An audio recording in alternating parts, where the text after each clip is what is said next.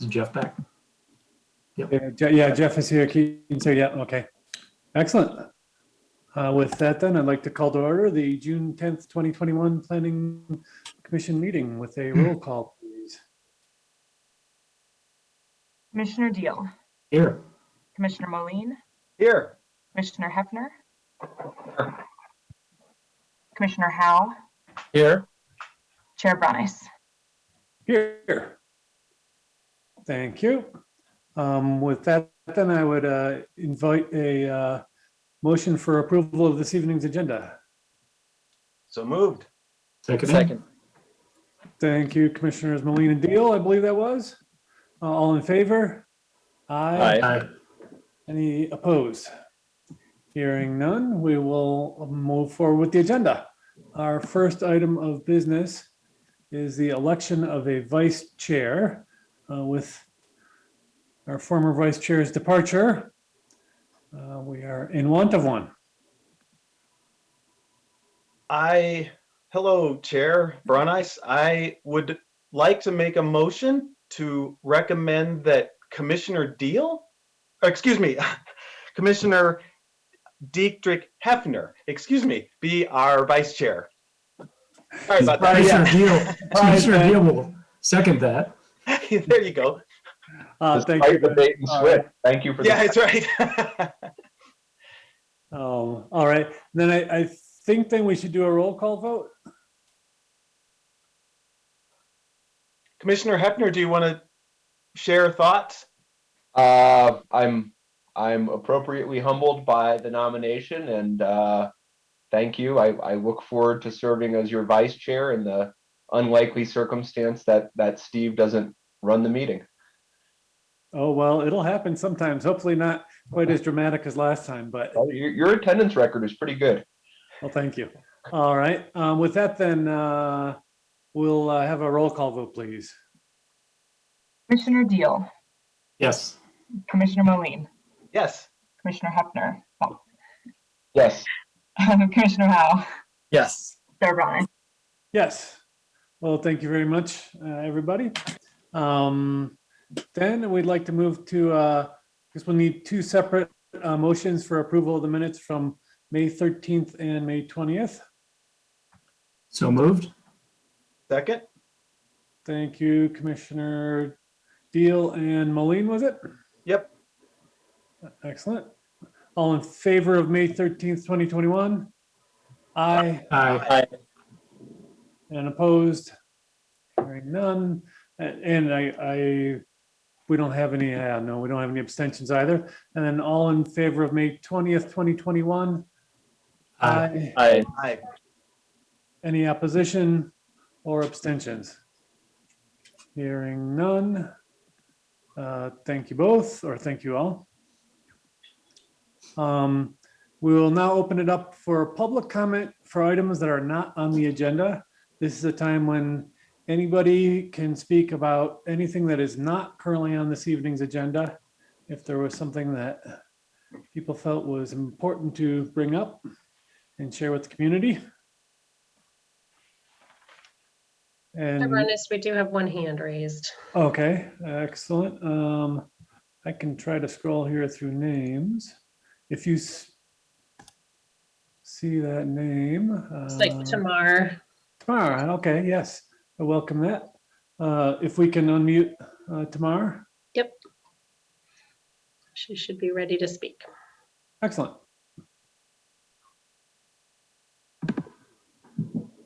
Oh, Tamar, I believe you have your hand raised for public Yeah, comment. can you hear me? Yes, we certainly can. Oh, okay, great, thanks. My comment relates to Red Tail Ridge, which is on the agenda, but I was wondering if I could just make a quick comment and ask a question only regarding the process. Sure. Let's try it. Okay, try it. and cut me off If nothing else, we'll give staff a little bit of time to research it if they need to. But yes, please go ahead. Okay, yeah, I understand that if there was a substantial change to the GDP, that there would have been a noticed hearing with an opportunity for public comment. I read the changes that were posted on June 4th, and I'm assuming by the agenda and that the fact that that you're holding this meeting, that the changes were not considered significant enough to warrant a new public noticed hearing. So I just wanted to ask you, the commissioners, to disclose to the public whether or not you feel that the changes posted on June 4th are significant enough to either change the direction of your deliberations tonight, because I feel there are minor changes and it may distract you from resolving the issues that were brought up, the larger issues that were important to the public that were brought up last time. I won't say them because I know that might not be considered appropriate. And I also wanted to know that since the packet was posted, there were 2 addenda posted, but the packet was posted on June 4th and it only included the public comments up until June 4th. So anybody from the public who made a comment since June 4th, when the changes to the GDP were made, was not included in the packet that was published. So if you're going to discuss those changes, I'd like to know whether or not you read the public comments related to the changes in the GDP, and if not, how you'll handle that. Sorry for that too long comment, but I hope that's just related to the process. No, yeah, no, I very much appreciate that. I was also concerned about how this was going to unfold. We have discussed it.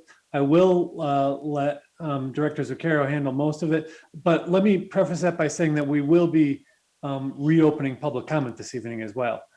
So for everybody that was at our last meeting discussing this and hearing the ongoing discussion, anything that is discussed this evening is also available for public comment this evening. So, but with that, I'd invite.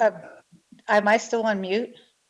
No, you're not muted right now. I am so sorry to say this, but there is a large community of people who have been spreading the word that there will not be any public comment allowed tonight, just for your information. Oh, that's unfortunate. Yeah, so I think we should probably reserve the rest for the public hearing as well, if there are additional public comments.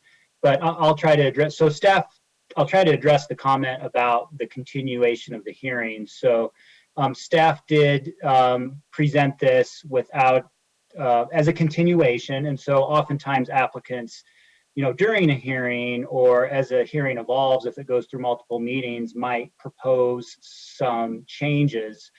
In discussing how we were going to address this meeting, we determined that if new information is presented, there would be additional public comment provided. So I think in this case, staff felt comfortable with some of the revisions proposed by the applicant. They were placed on our website, they were publicly available. We've been planning on additional public comment. I'm not sure why there was some chatter about no public comment. We certainly never stated that or suggested there wouldn't be additional public comment. But in any case, the last item related to the written comments that we received, there was a third addendum that was provided to the Planning Commission. So we do collect all of those comments. Previously, we were providing them periodically leading up to the meeting because there were so many. In this case, the volume was less, so we collected them all this afternoon, sent them to the commission for review. We will post those on the website as well for the public meeting. So those should be up for the public, and the commission did receive those this afternoon. And just to fill anybody in on this, right? We've had discussions at times over the years as to should there be a formal cutoff for public comment via email or snail mail or whatever mail at that point. And we have tried to accommodate everybody in trying to allow comments to be provided to us up until a couple hours even before our meeting. I don't encourage that. I certainly would encourage people to send in their comments sooner. But when we thought about this, cutoff, potential cutoff, we thought, well, all that's doing is kind of squelching people. So we decided to go as far as we can to allow people to share their thoughts as late as possible in the process. So yeah, speaking for myself, I can tell you, yes, I have had a chance to review all of those. So I think then, is there anybody else that wanted to speak in the public comment for items not on the agenda? Seeing no raised hands, Lisa, if you can confirm that, I see. Confirmed, no other hands raised. Okay, great. Thank you very much.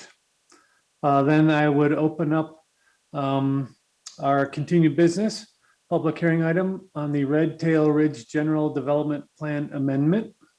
So I will now open public hearing on a request for a general development plan amendment for Red Tail Ridge.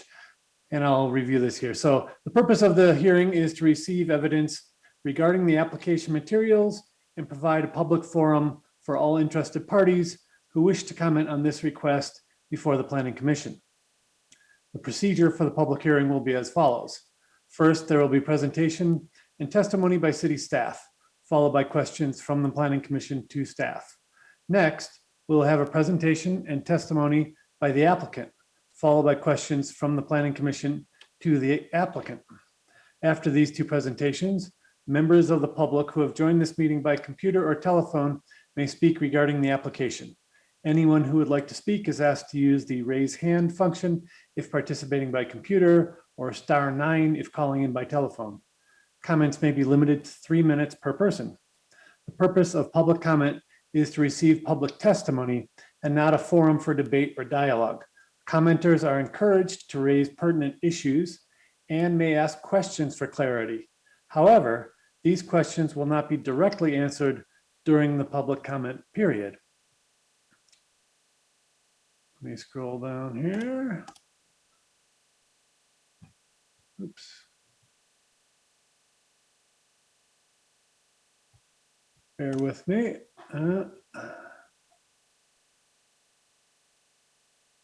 Challenges of computers. Just a moment. There we go. The applicant and staff will then be allowed, yes. The applicant and staff will then be allowed to make a closing statement. I will then close the public hearing and no further testimony or other evidence will be received unless the commission decides to reopen the hearing. The Planning Commission will discuss the matter and may approve with conditions, deny, or continue to a future meeting. Public hearings are recorded for the public record. All testimony must be presented after stating your full name and address. With that then, I would ask if we have had proper notification. Good evening again. I haven't introduced myself either. Rob Zuccaro, Planning and Building Safety Director for the city. So yes, this item was noticed properly for its original hearing date, and then it has been continued 2 times to a date certain. So staff finds that all public notice requirements have been met. Thank you. And do any Planning Commission members have any disclosures?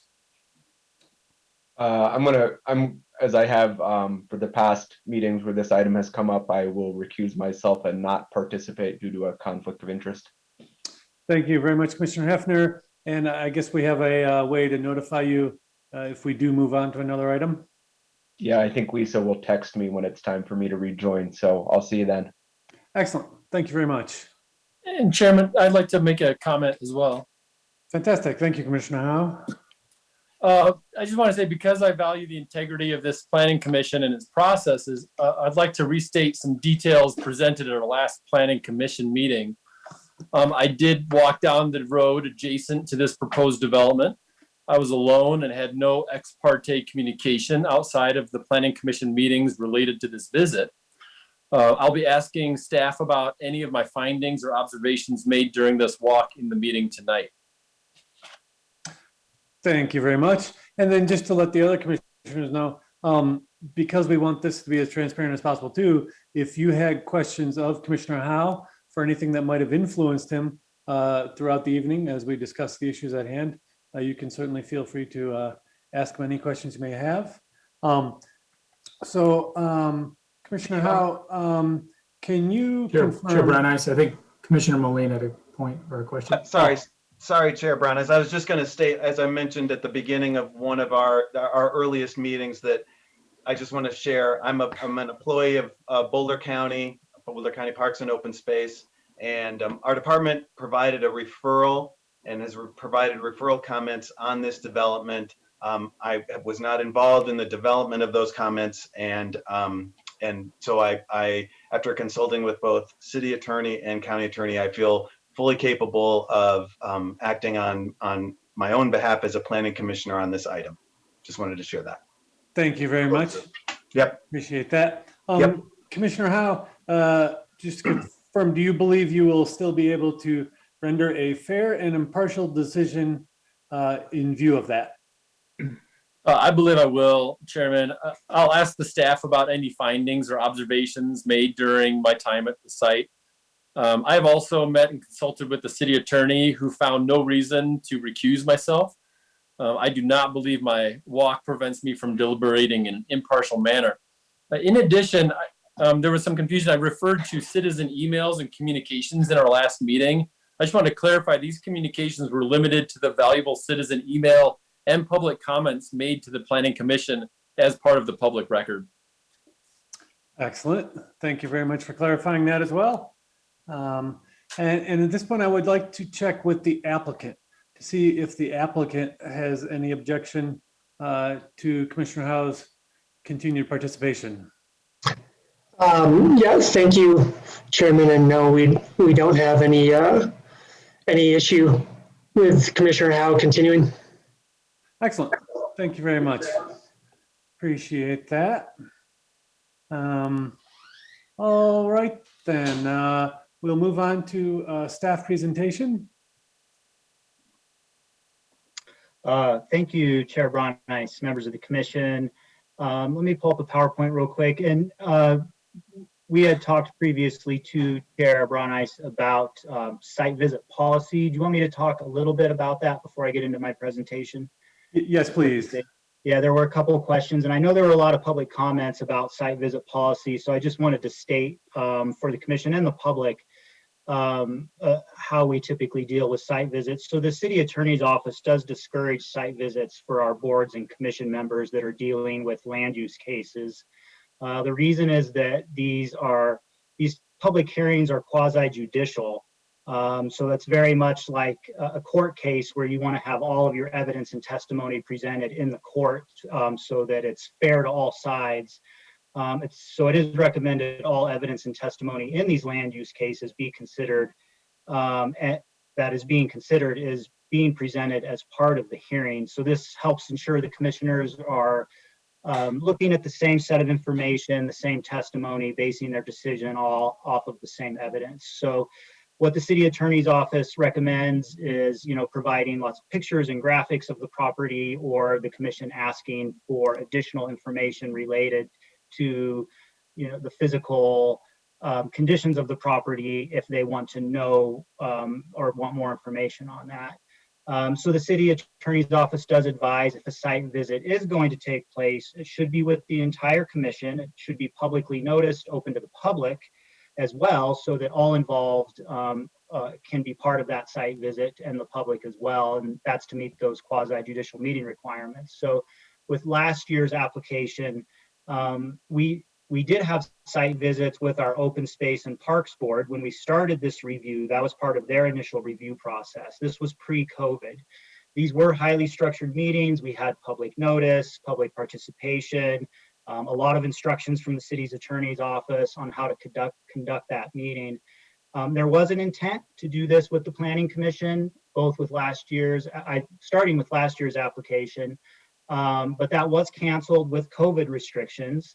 The city's current COVID policy is that all hearings are to be done virtually. So we do have some limited ability still to do those site visits with our current policy. So just a little bit of background on site visit policy. And before I get into my very brief presentation, I'll just see if there's any questions for me on that. If anybody has questions, we got commissioners.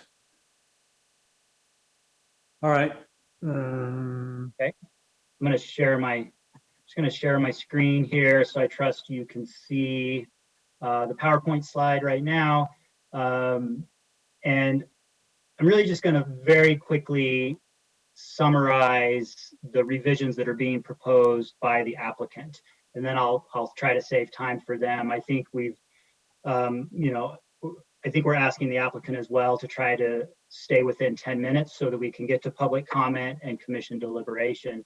But this slide is a very brief summary of what was changed. So based on, I think, the input that was received, the applicant has decided to propose removing the height column from the GDP. So if you recall, there was a column that had by parcel what would be the allowed height. So that ranged from 1 to 5 stories and up to 90 feet for the 5 stories.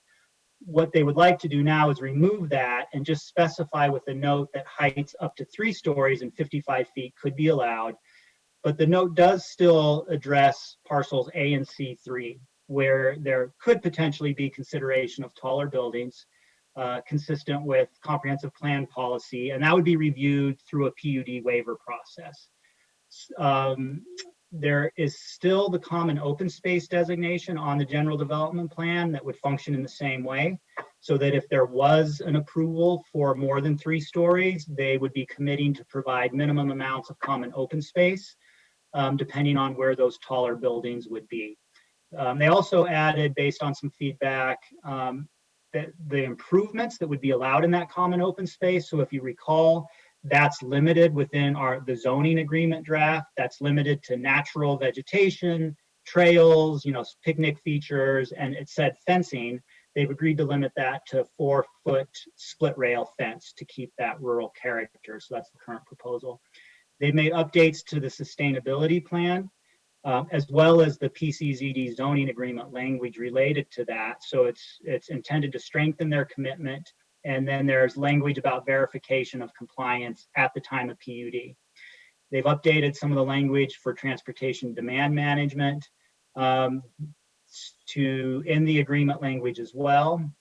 It is intended to strengthen their commitment, and also includes verification of compliance at the time of PUD. So there's some red lines. You had a clean version in your packet as part of the application material. Staff provided a red line, so you can kind of track what had changed from different versions. So that's very brief summary of the changes from the last meeting.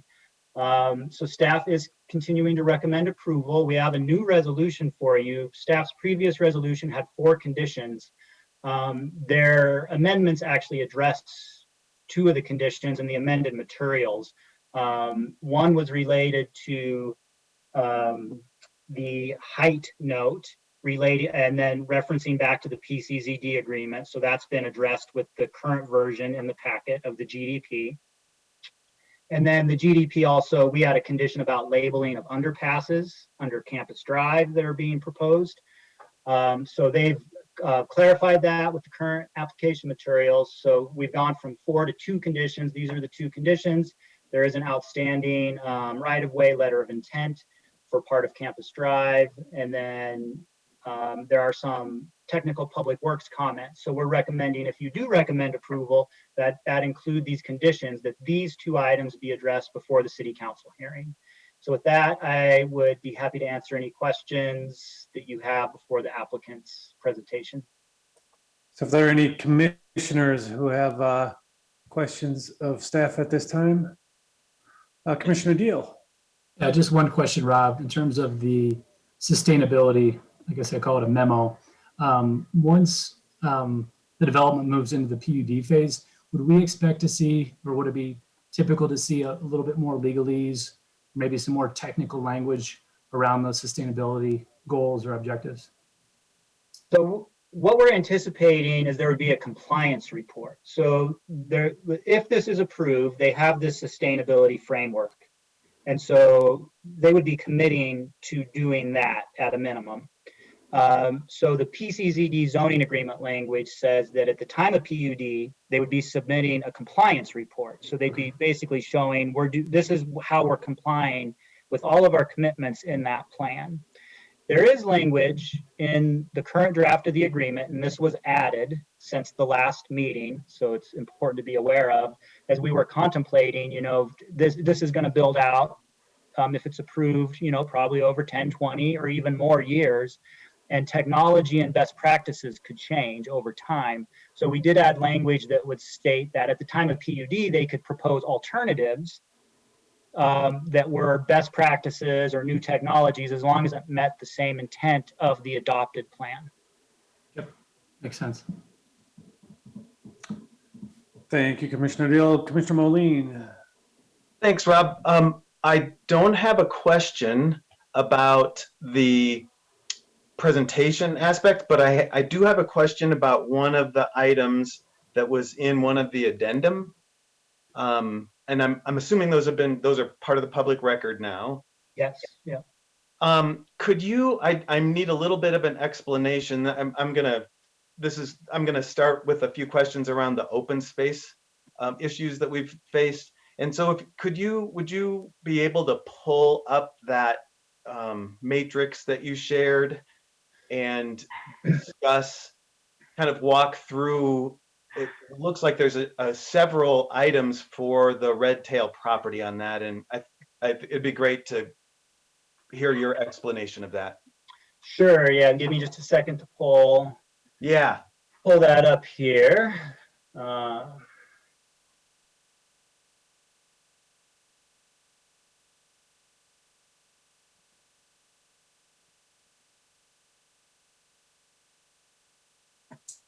Oh, I think I'm pulling up the wrong addendum. Sorry. Hold on. I think that was 2 via email. Okay. Yeah.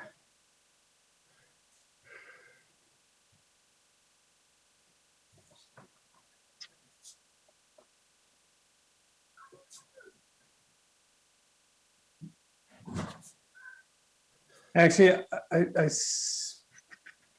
yeah, go ahead. Just a logistical question while we're waiting, Steve. Yeah. Do we have permission to share our screens on the public meeting, or is that something you would give us? I'm just curious for future, if we have questions, it might be helpful just to have it kind of ready. Yeah. Oh, yeah. Yeah. I think if it's part of the public record, you could share your screen. So yeah, I'm sorry. For some reason, my computer's working real slow, and here it is. I've got it right here. Thank you, Rob. Yeah. So Rob, the question was, is it okay for commissioners to grab control of the screen?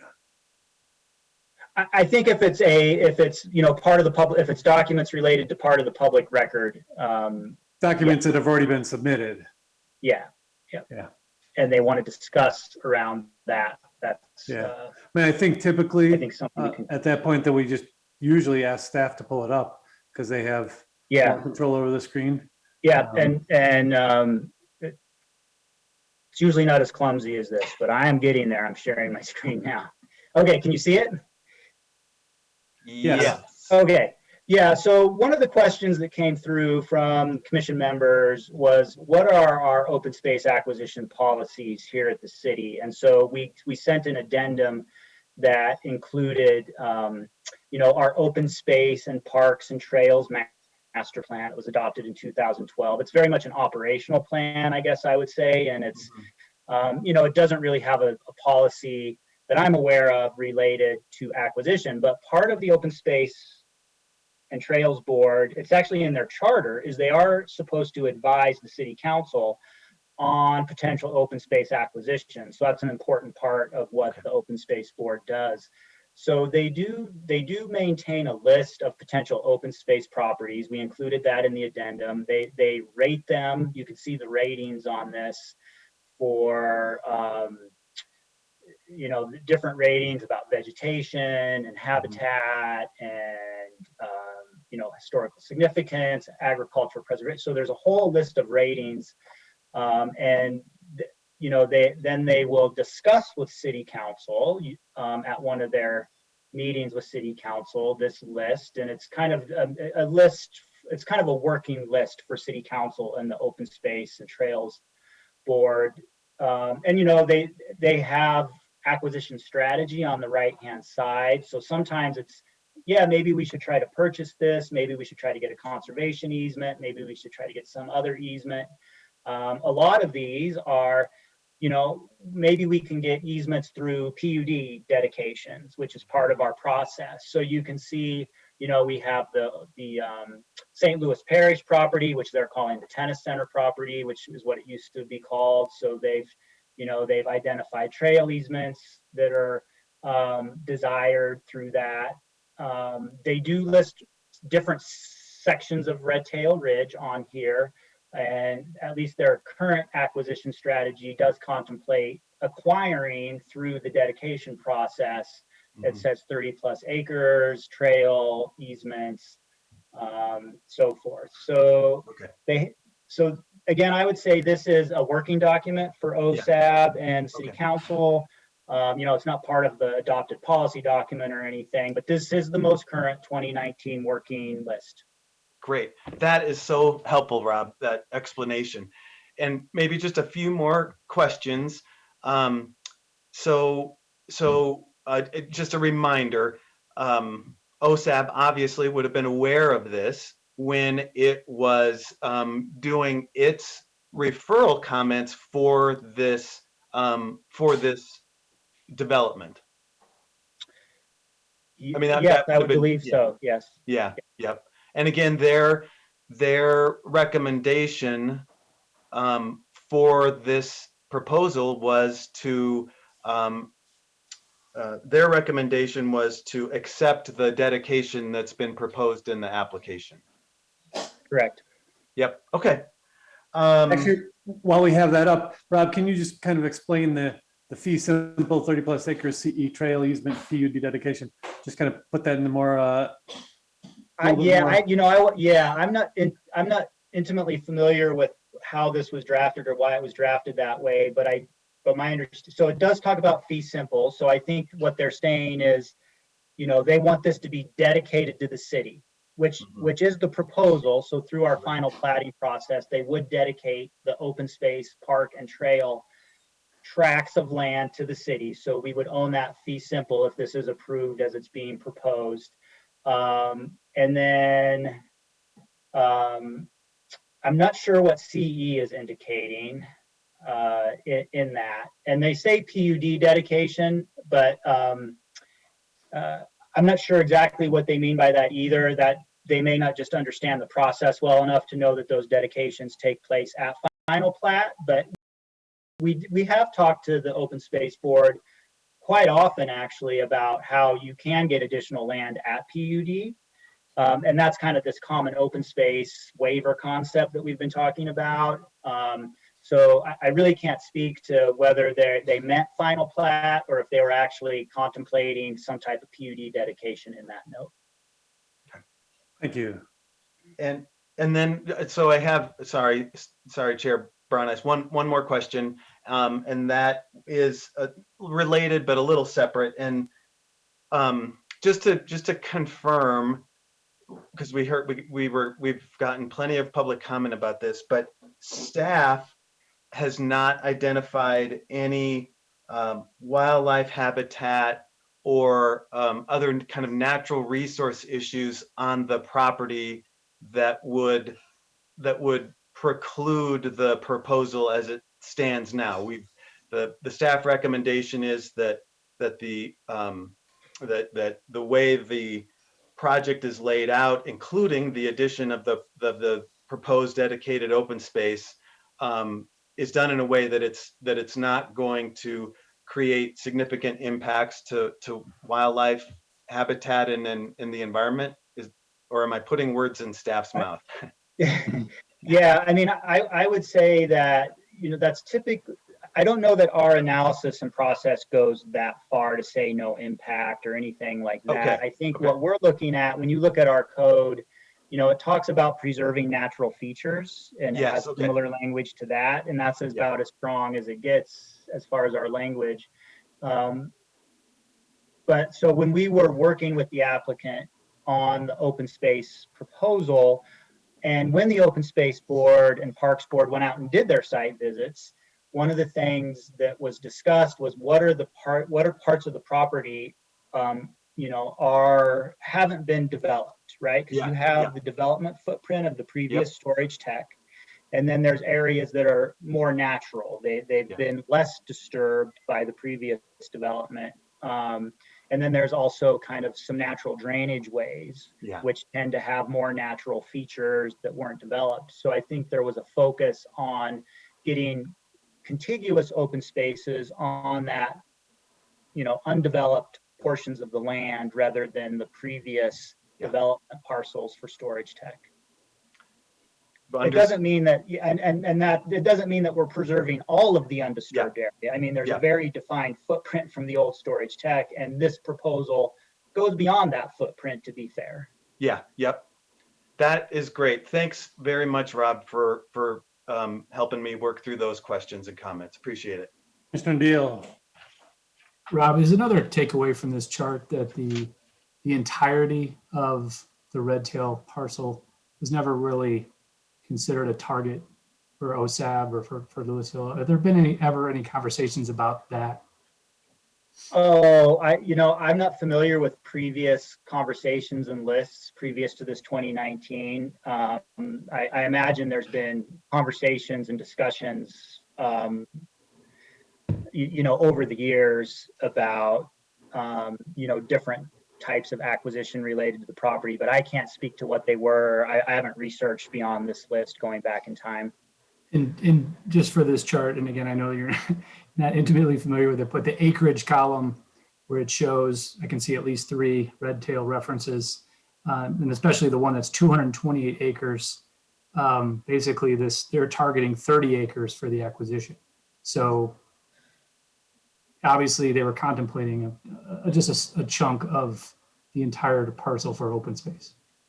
Is that how I should read this, or we should read this?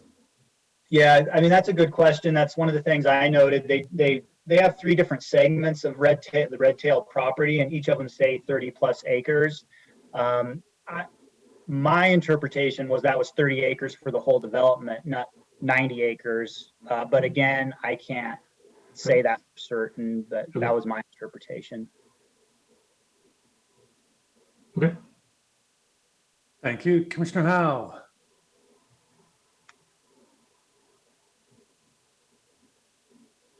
Oh, you're on mute. Apologize for that. Rob, in your presentation, it says the common open space areas designated on the GDP related to clustering are still included on the GDP and would be preserved through a deed restriction at the time of PUD if the city were to approve heights above 3 stories. Just a few questions about this. First of all, maybe you could clarify that deed restriction. I should probably be more familiar with that, but I don't know maybe the details of that. Does that mean that the city receives that wholly? And then maybe a second follow-up question would be, if the city were not to approve heights above 3 stories, would the common open space then not exist? So yes, Commissioner Howell, that's correct. That last statement is correct. If they didn't propose heights over 3 stories, there would be no obligation to provide that common open space at the time of PUD. And the deed restriction is a document that would be drafted by the city attorney and approved as part of the PUD, and then it gets recorded on the land, so it runs with the land. So we've put language in the PCZD agreement that says the deed restriction will have these restrictions. So that's where we say has to be natural landscaping, and it has, it's very limited development. You can't have driveways, parking lots. You can just have trails and some kind of more rural features such as the split rail fence. So we've said this language needs to be in the deed restriction, but the deed restriction is a separate document. It gets, would be signed by the property owner at the time of PUD. It gets recorded with the county clerk and recorder, and then that is a restriction on the property that's enforceable through that deed restriction. Okay. And then on a different topic, what can you comment on the current building heights of buildings in Broomfield? I believe it's Broomfield County, Broomfield City, east of the proposed site and across the Northwest Parkway. Yes, yeah. This is in response to the section that we want to, it says an appropriate relationship to the surrounding areas should be evaluated. Yes, yeah. So and that was the subject of one of the addendums based on a question about that. So we did provide, and we had actually done some of this with last year's application based on a city council question. So we provided a summary of the approved building heights for the Broomfield property east of Northwest Parkway. Sorry, Rob, can you zoom in on that? I think we're all Yeah. getting a very Yeah. small view of that document. Sorry about that. Yeah. So here, hopefully you can see that better. So this is what was provided to the commission as an addendum. So it's broken into 3 different developments. You've got the business center on the top, which is highlighted in green, Overlook District in the middle, yellow, and then Parkway Circle on the south here. And so this is about 177 acres. Each of these sub areas have pretty significantly different height allowances. And also what's been developed isn't really matching what their height allowance is. But in the green area, their kind of general development zoning document says heights can be between 4 and 13 stories. It doesn't have a specified height. That's in the green area. In the yellow area, the planning documents suggest heights between 40 and 70 feet. And then in the orange area, Parkway Circle, the plans note an 80-foot maximum height allowance. Staff didn't have the as-built drawings or anything, or the approved kind of site development plans to do actual building heights, but we looked at some planimetric data that we have and did some really rough measurements. And one is that the tallest buildings are 4 stories. So even though some of these districts are allowed to go over 4 stories or just have height restrictions, the tallest buildings we believe are 4 stories and probably 60 to 65 feet is our estimate using the planimetric measurements.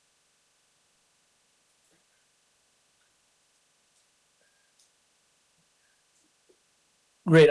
Thank you for presenting that. And then I had one last question for you. In the general development plan, it talks about view sheds and public view sheds in relation to clustering and location of the buildings. What are this is a difficult question, I know, for a planning staff. Where do you think the best view sheds are? Any of the buildings in these, if they were 3 stories high, would any of these buildings block any of the view sheds? So I think that depending on perspective, any building's gonna block a view from some perspective.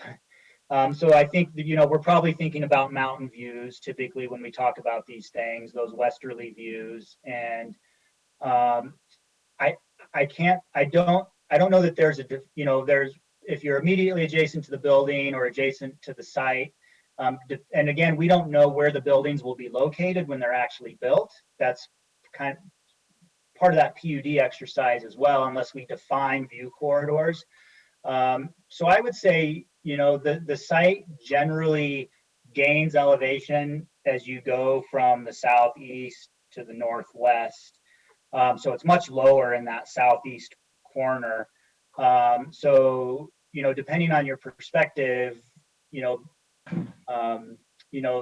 buildings will be overall lower in elevation in that northeast corner from a view corridor standpoint, or that east side, just because the elevation's lower, if that makes sense. But one of the things we also discussed with the applicant as we were determining open spaces is along Campus Drive, especially as you go from east to west.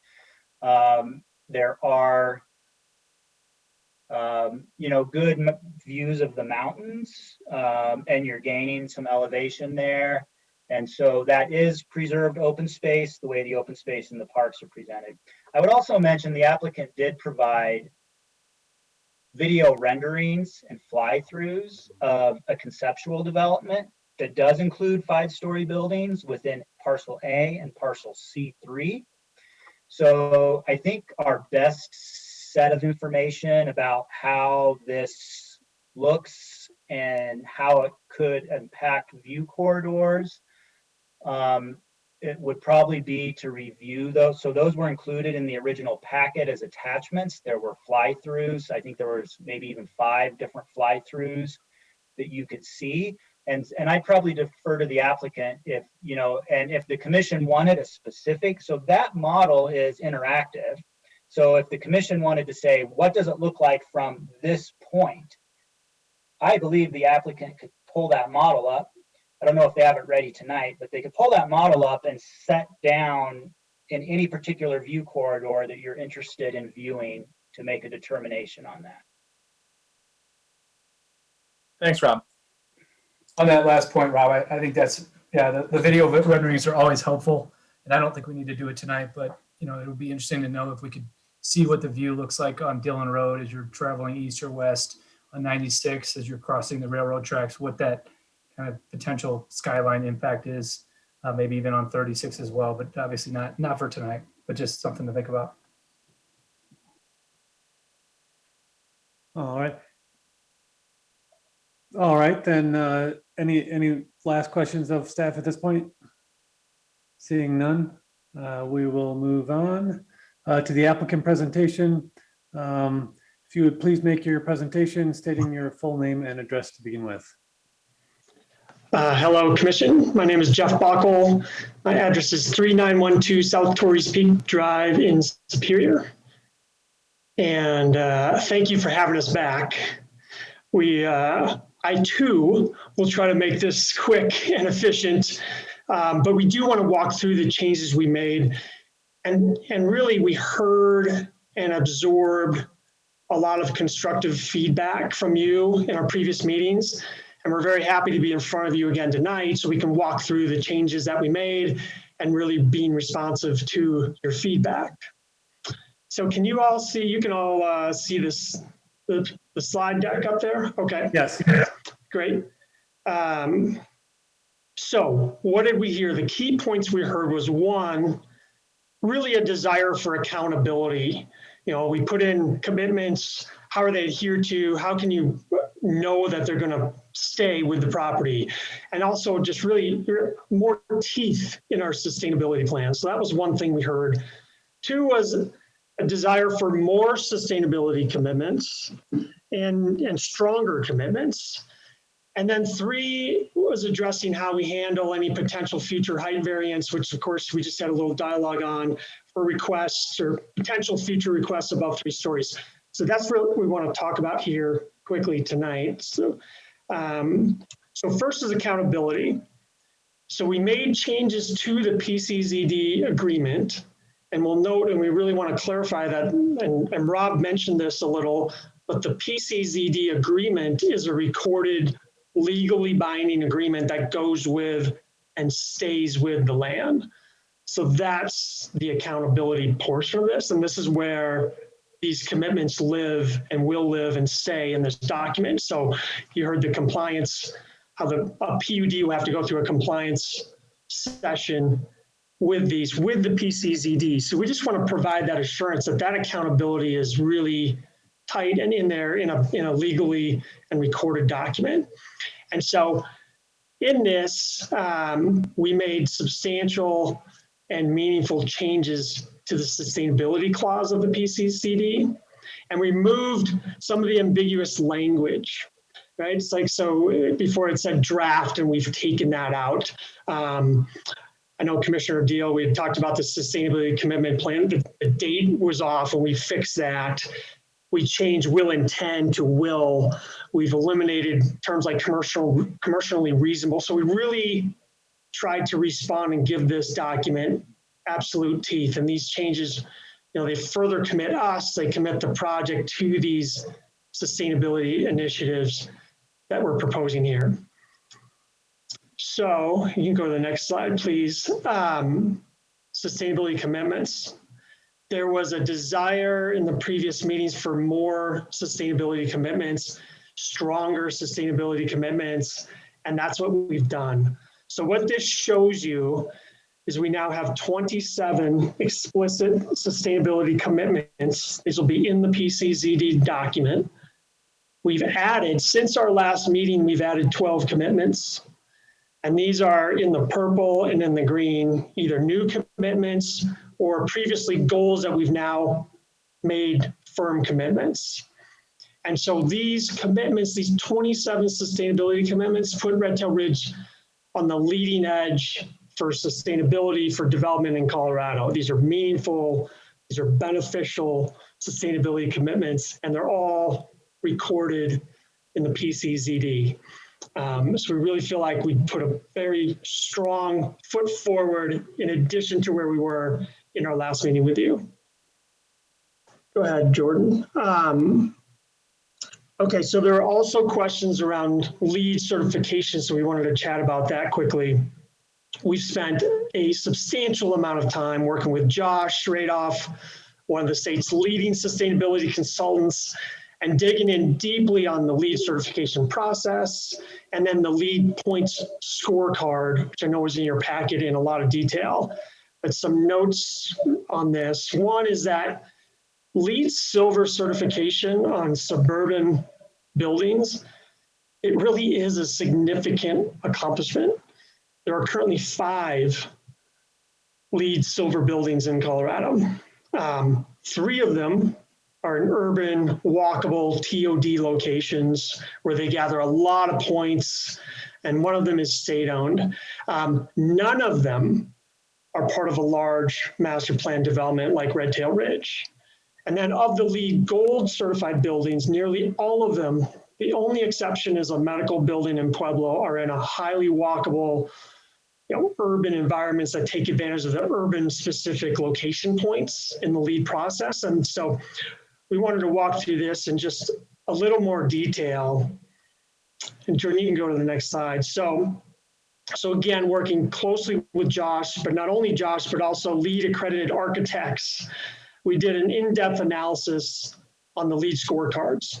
And so what this chart here on the screen today shows you is we're comparing a LEED scorecard for Red Tail Ridge on the left in its current location with the same exact building in an urban location. And so in an urban environment, there's inherent transit access that provides significant amount boost to the points. You can see there in the red that's highlighted, there's 10 additional points just based on location and transportation. And so a Red Tail Ridge building, the exact same building just picked up, lifted, and put in an urban transit-oriented location does get the gold certification. So that's sort of the inherent challenge of striving for gold. And we really feel like striving for gold certification here in this location would require spending a tremendous amount of time and money chasing really points just to get that certification that aren't providing, they're providing limited, if any, environmental value given the suburban context. And by the way, there's marketing benefit to having a LEED label. It's something we want, but what we don't want to do is really have this pursuit of this label that takes away from the true goals of the city and the true goals of the community per the sustainability action plan that's in place. So in addition, and Rob mentioned this, but I'll just touch on it quickly, the PCZD, we've built in, I guess, flexibility, but also a commitment to work with best practices of the time, right? So if technology changes, this changes it. For example, our PCZD right now identifies having level 2 electric chargers. Well, in a few years, that might be level 4 or level 7 electric chargers. So we want the document and the commitments to have to sort of go with the times and be implemented as a best practice. So there's a lot on this slide. I'm not going through all of it. I want to just explain what this is. So this is really looking at Louisville's sustainability action plan. And so to quickly describe this slide is that outside of the circle are specific external objectives, and these are outlined in Louisville's sustainability action plan. Inside the circle are the Red Tail Ridge sustainability commitments. So the city has laid out their objectives for sustainability. This is established by the city and the community in this action plan. We went through the city's sustainability objectives and really used that to align our commitments for Red Tail Ridge with these objectives in their plan. And so the PCZD will facilitate this alignment and ensure that the project aligns very specifically with the city's detailed sustainability action plan. Okay, and then heights. Of course, we had some talk and there was deliberation in the last meeting regarding how any height variance requests might be handled. Based on that discussion in the last meeting and then further discussion with staff, we deleted the height column, as Rob mentioned, in the development program chart, and removing specific height references for any building above 3 stories.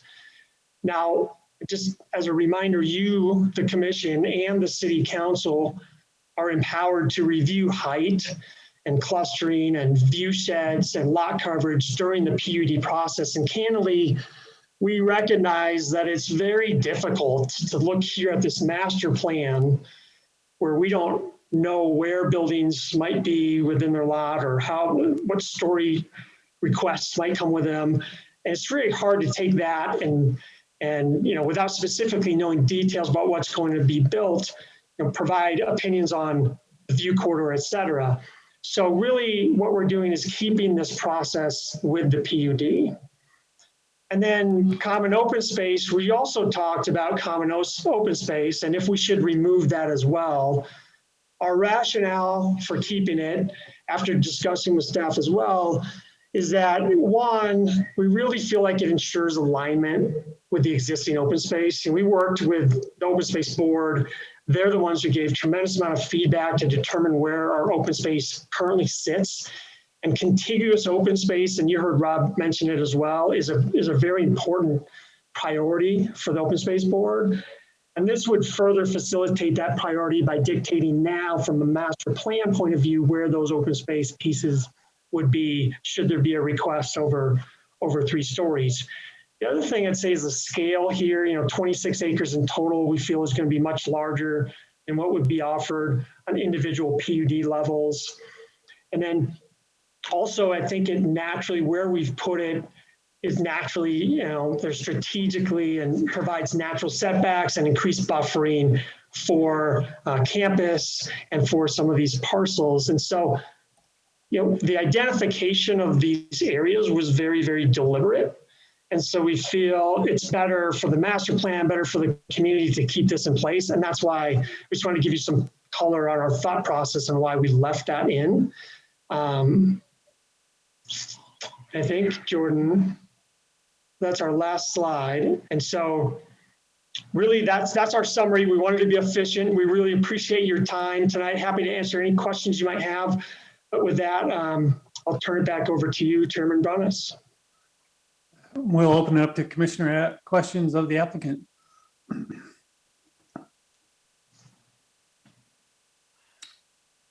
Commissioner Moline. Well, I'll ask one.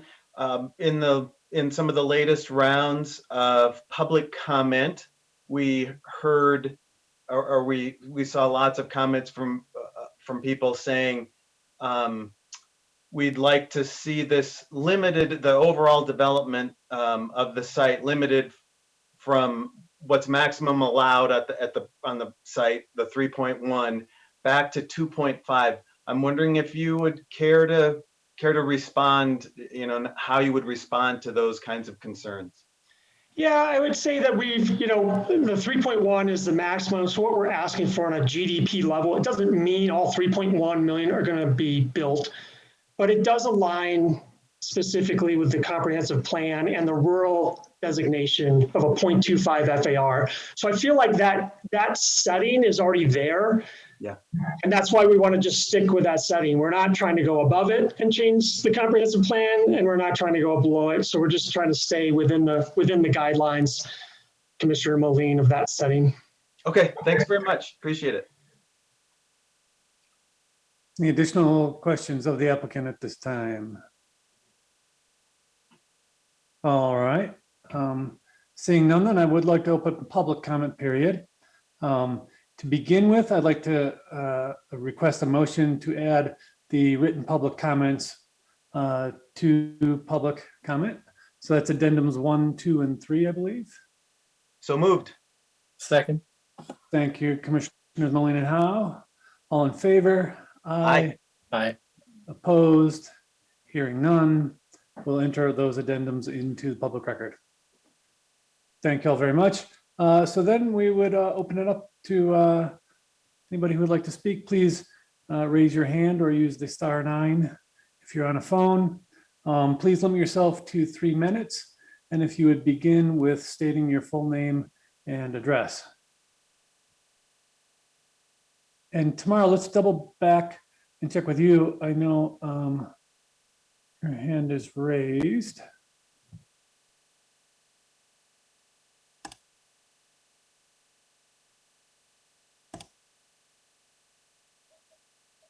Thank you.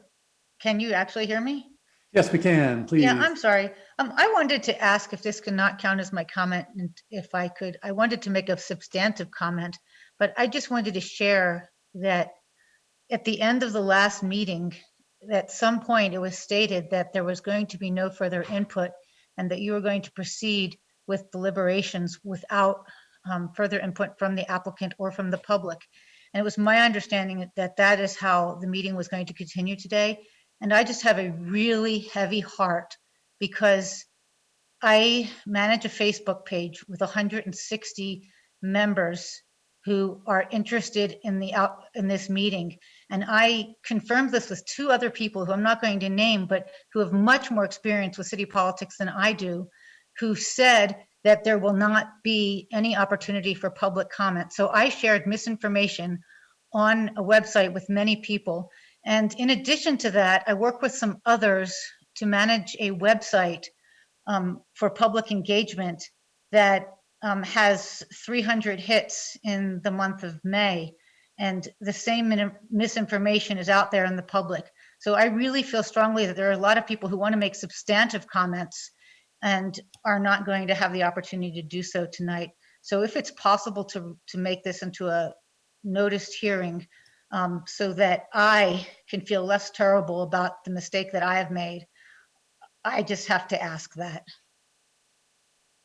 I hope that you'll allow me to use my husband's time or somebody else's time to make substantive comments, because I didn't think I would have the opportunity to do so tonight.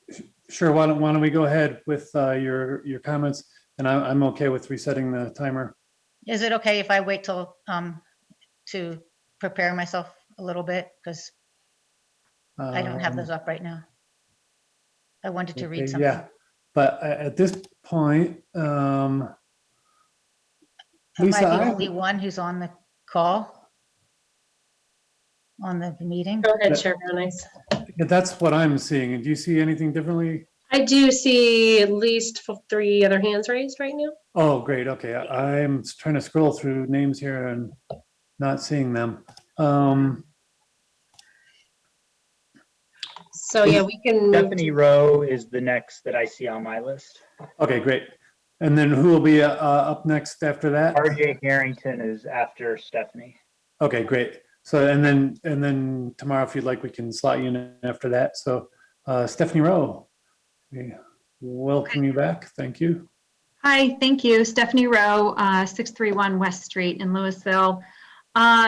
So I, of course, feel, I wanted to say that I think that the city attorney's reasoning regarding site visits makes a lot of sense to me, that everybody needs to be on the same page and have the same information.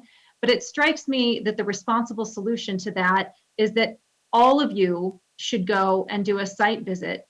It's really, in these quasi judicial hearings, you know, you guys are the judges. We have the applicant who is pleading his case. We have city staff representing the applicant in the pleading of that case. And you know, public comments, you know, sort of voices crying in the wilderness trying to defend this space. The only way that that very special place out there gets to speak, as it were, for itself, is for you to go out there and experience it. It's not sufficient to visit it one day in January. You know, if you go out there right now, you know, in January, nature is bleak and dormant. If you go out there right now, you see fledgling hawks, you see the prairie dog pups. There are deer out there. It is believed that the bobcat that showed up at Monarch High School the other day is living out there. Let this place have, I want to say, a sort of a voice. Make it real to you. Let it appeal to you in the same way that the applicant is able to appeal to you. I think it's just I think it's immoral to not visit this place in different times of the year, especially now when it's at its most vibrant. In terms of whether or not there's going to be a significant impact on the wildlife out there, of course there is. They're going to exterminate up to 5,000 prairie dogs. That sounds to me pretty significant, not just for the prairie dogs, but for all of the animals that depend on those prairie dogs for food and shelter in their burrows. That to me is huge.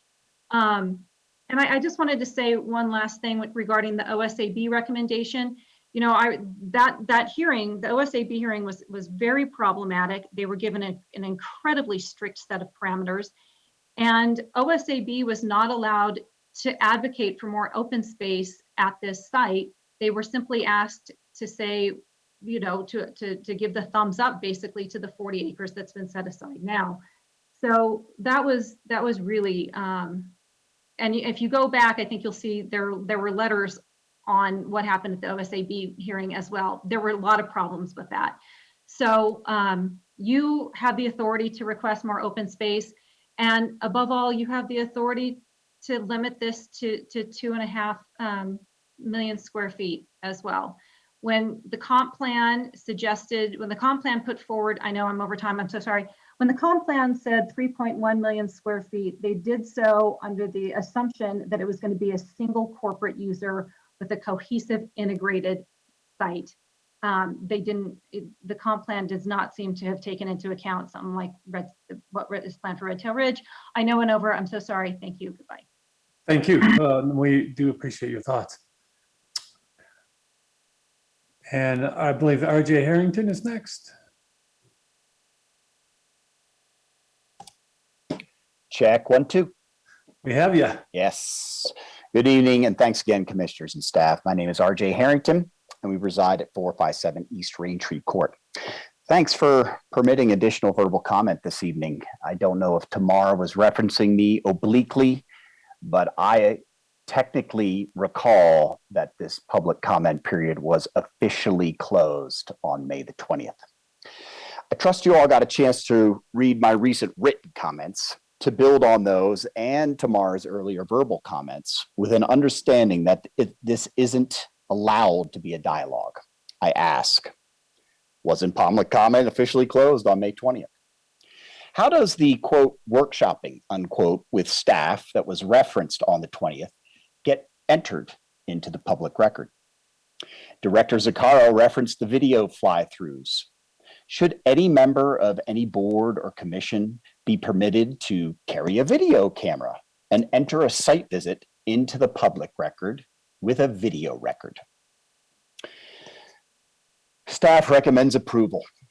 Again, the PCZD updates are welcome, yet still do not mention eliminating fossil gas infrastructure.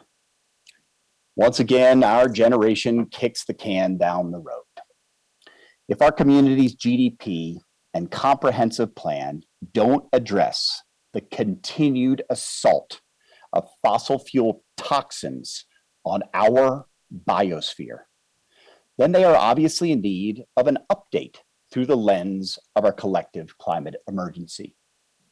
Understanding the applicant has that at their disposal through which to submit an application, again, that's a failure on our community's part to continue to kick this fossil can down the road.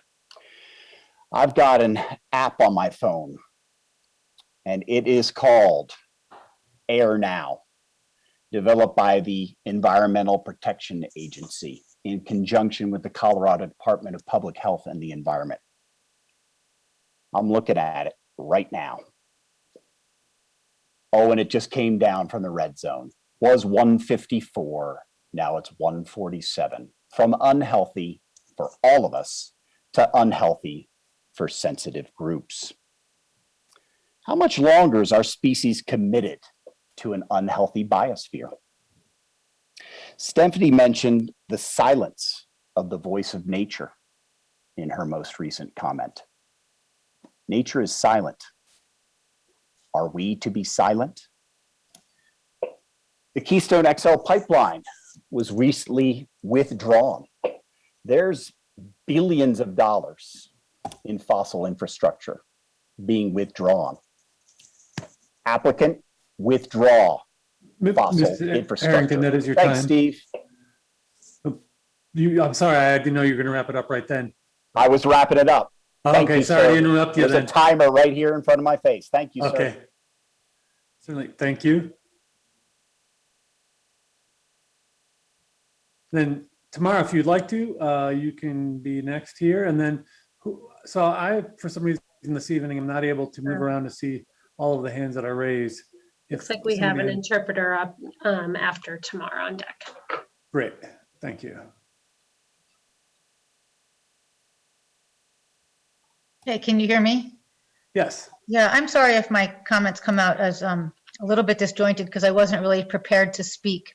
But I made a couple notes. Jeff Moline said that the staff noted that there were no impacts to wildlife habitat and environment. I know that Rob Zuccaro kind of clarified that a little bit, but I just wanted to add that, remind you that burrowing owl surveys need to be completed. This was in their biological assessment. This was in their prairie dog management plan. This was mentioned by many wildlife professionals, and it was in the Boulder County comments. This needs to be completed, and it ideally should have been started in mid-May. If you don't, if the city doesn't do it and the developer doesn't do it, there is a chance of violating the Endangered Species Act with criminal penalties for our city. So I don't think we want to risk that. It is habitat, potential habitat for the burrowing owl and for the western tiger salamander. I don't know that the Colorado Department of Wildlife has specific survey requirements regarding looking for western tiger salamanders, but I would not be surprised if they were out there. But to shirk the burrowing owl survey would be a huge mistake and a liability for not only the applicant, but for the city. So I just wanted to clarify that. And also, I wanted to clarify too that the wildlife survey that was completed was just a transect survey that involved 3 to 5 people walking across the site on one day. But it noted that it was the habitat for either mule deer or white-tailed deer. And I personally have observed and can share pictures with location for you of white-tailed deer on the site. This regarding wildlife, I have to keep going, but as you know, there is a Stearns Lake bald eagles that have been disturbed by the previous development at Via Vara. They are an endangered and threatened species. They are protected by federal law. They have been seen and observed feeding at the site. And so if there is no regulation against using rodenticide on the site, I think that this is very problematic because this is feeding area for bald and golden eagles. And I can share personal photos with you to show you these species out at the site. I didn't really want to talk about wildlife, but I just could not respond to that. I just wanted to say, I only have 30 seconds here. I wish you could give me some more because of the fact that I was so negligent in discouraging others from joining in on this conversation. But as far as the LEED certification goes, they have changed their sustainability document. I just want to make sure you guys are aware of this. Instead of saying that LEED will be required for all buildings over 50,000 square feet, now the sustainability document only says that it's required for office buildings. There's not even a clarification in the general development plan as to which percentage of the project will be office. So there is no requirement now for LEED to be required for industrial or retail spaces. So I don't understand how careless, this can slip, how this could carelessly slip by us. But I feel that public needs the opportunity to comment on this new sustainability document, because there are changes for the better and there are changes for the worse. I have many more comments on the sustainability document, but my time is up. Thank you. We do appreciate your thoughts. And we have the person identified as the American Sign Language interpreter. All right, can you hear me? Yes. Okay, great. So these comments are for Machiko Christensen, who lives at 543 Adams Avenue in Louisville.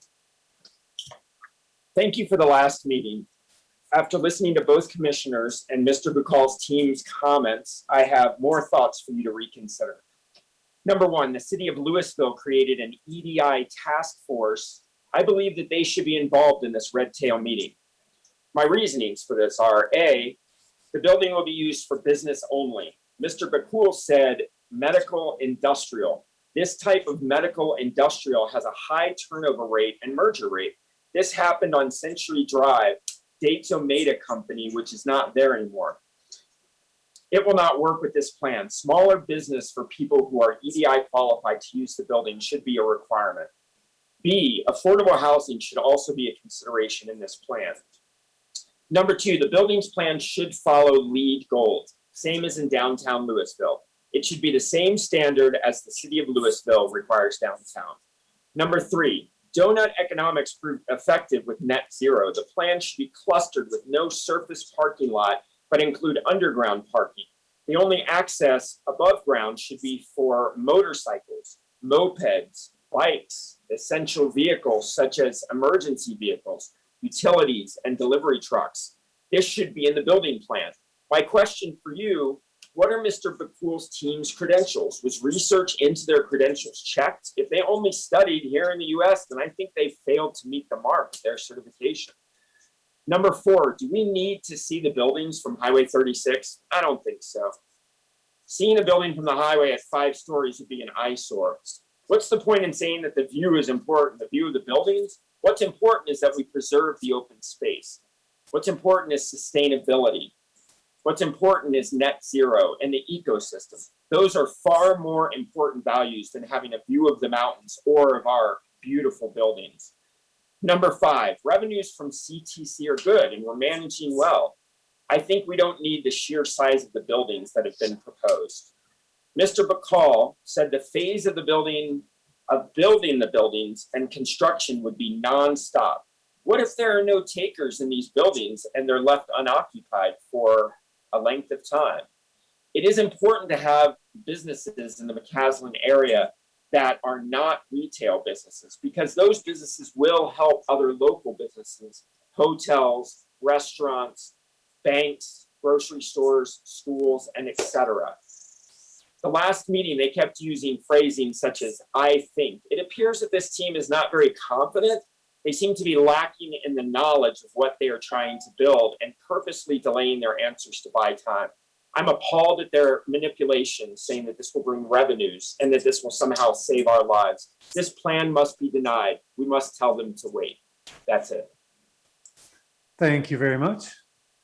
And then, yeah, that's perfect. And who do we have next? Looks like we have someone calling in by phone at the last 4 numbers, 8266. And if you can press *9 on your phone. Or I guess you already have to indicate that you want to speak. Hi there. There we go. This is Sherry Summer at 910 South Palisade Court. I want to thank you all for all of the work you've put into this, and I appreciate all your thought and work. I want to go back to the OSAB discussion. It seems to me when you look at this, there's something that just doesn't add up. Within the top 5 OSAB acquisition list, 4 of those were from Red Tail Ridge. Those were the top acquisition desires. And I'm basing my comments on a meeting I observed with OSAB, as well as comments from Nathan Mosley that we had with a group of citizens. It's my observation that OSAB members were discouraged from speaking up for more land. It doesn't make sense that it would be this high of a priority and that no one would speak up. 2 members said they would have been interested in purchasing, but they were discouraged. In the meeting we had with Director Mosley, he said we could have advocated for more open space, but he chose not to because he believed that it was too expensive. And actually in our code, it says that it is not the job of OSAB to decide if the cost is correct. Their job is just to assess the property. So that was overstepping his bounds. The OSAB was only asked to check the box. Does this conform to code? And I think that is very minimal. Now, in the last meeting, one of the commissioners asked, well, how much revenue will this provide for the city per year? And I think the answer was something like about $1 million a year. And then they said, well, Mr. Zuccaro, what's the city budget per year? And he said, oh, tens of millions of dollars. So it's not like substantial. It's not like such a substantial amount of money that we would get. Citizens could group together to buy this parcel if money is the consideration. We need to think about this before we okay this project. I also want to ask about, Rob said that the developer could propose updates in technology. If this is over 20 years, a 20-year project, there will be updates. Why can't the city also propose those? Because it seems like that's in our interest, that we should have a say in having more updated technology. And I do think that we should stick within the smaller building amount. Our planet just can't handle all that we're doing to it. Thank you for your time.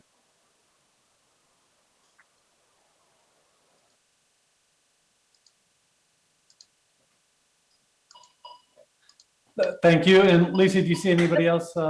Yeah, so next up is Jennifer Singer-Rupp. And then who would be? Cindy is on deck. Great. Hi, this is Jenny. Can you hear me? Yes. Hi, great. My name's Jennifer Singer-Rupp. I live at 466 Muirfield Circle in Louisville, so over by Coal Creek Ranch. First of all, I just really want to thank the Planning Commission for your public service. Thank you very, very much.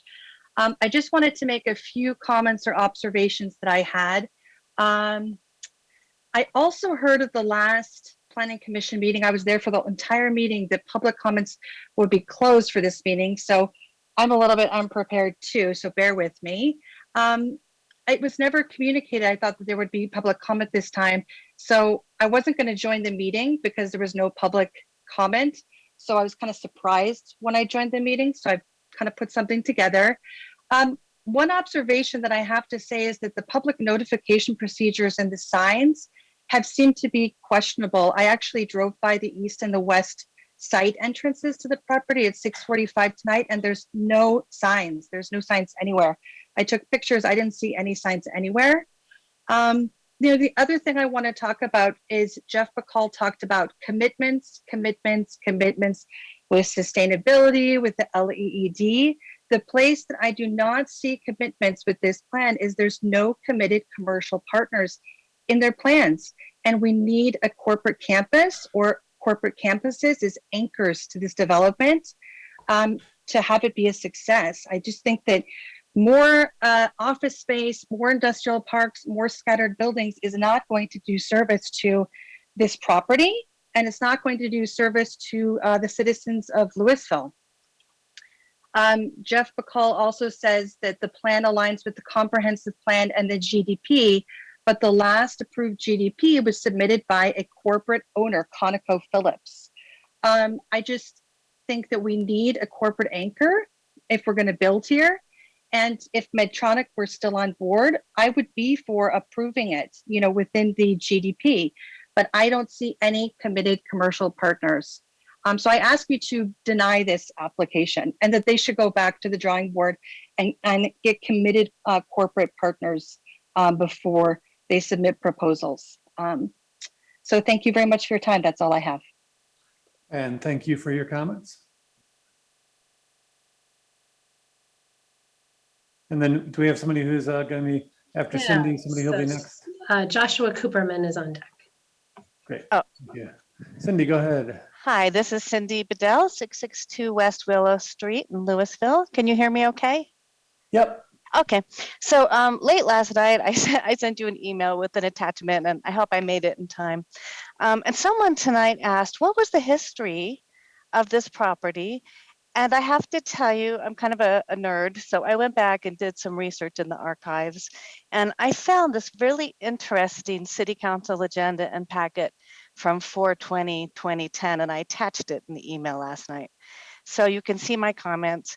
I just wanted to point out, I found where the previous recommendation was that half of the property would be private open space. So it's on page 3, and it says a second factor is the emphasis placed on landscape plan to promote cluster development and preservation, restoration and enhancement of the native landscape.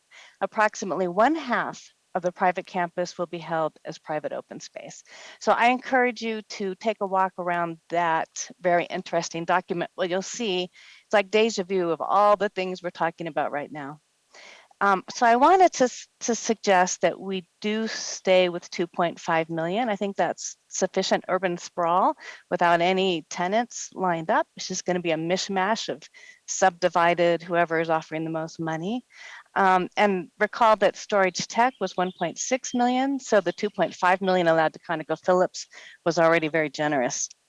I also wanted to say, I observed that OSAB meeting, and my impression was similar to what others have said, that OSAB members were pressured not to recommend this property.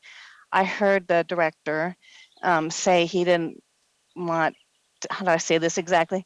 He was concerned about the cost of maintaining the property, and so the cost was a factor and why they should not recommend it. And, we have found some third-party people who might be willing to step up and help pay for some of this property. And even some conservation groups that might even find some creative ways to negotiate this. So if this goes forward and you recommend more open space, we have some ideas for you. So finally, I just want to say, even though OSAB didn't recommend it, you have the power to recommend more open space, and you could do it as a condition. If you approve this, you could say with the condition of more open space to be considered by city council, or however you would word that. And I think I'm out of time. So thanks very much. Thank you, Cindy. And who will we have in the, on the web? So we have no one on deck at this point. We'll check again though when this next speaker is complete. Joshua Cooperman, welcome back.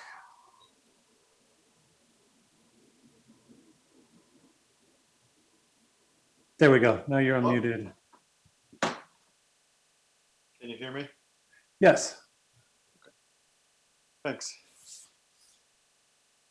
So yes, I have provided written comments before and spoken at previous meetings. With the current amendments that the developer has given, I wanted to make just a few more comments. I have said before that I'm not opposed to development at this site. Even with the amendments that have recently been proposed, I am still opposed to development as currently proposed.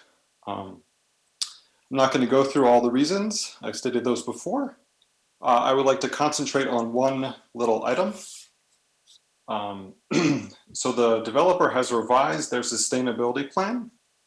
I pointed out before that their sustainability plan is contradictory about, in its language, about the LEED commitments. In particular, at the beginning of the plan, in their sort of introductory portion.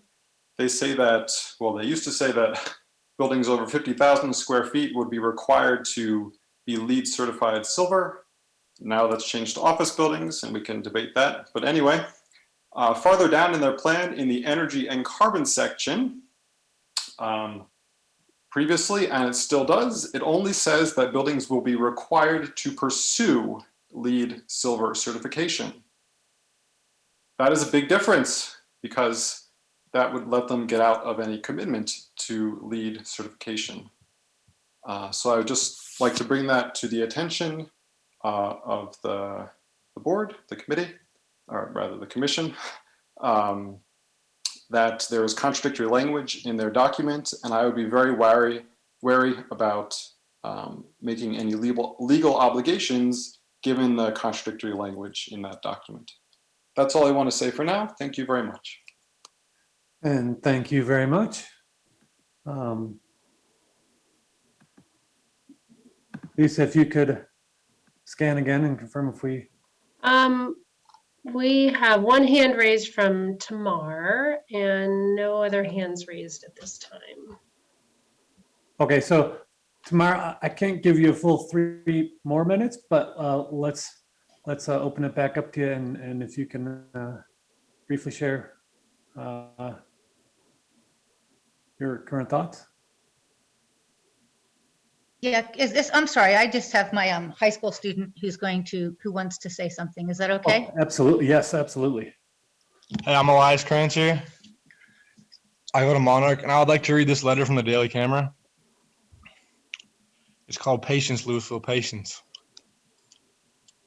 Louisville residents spoke up in droves last year against Brooke Backel's development plan for the former storage tech site. The plan, called Red Tail Ridge, was rejected because it was too big.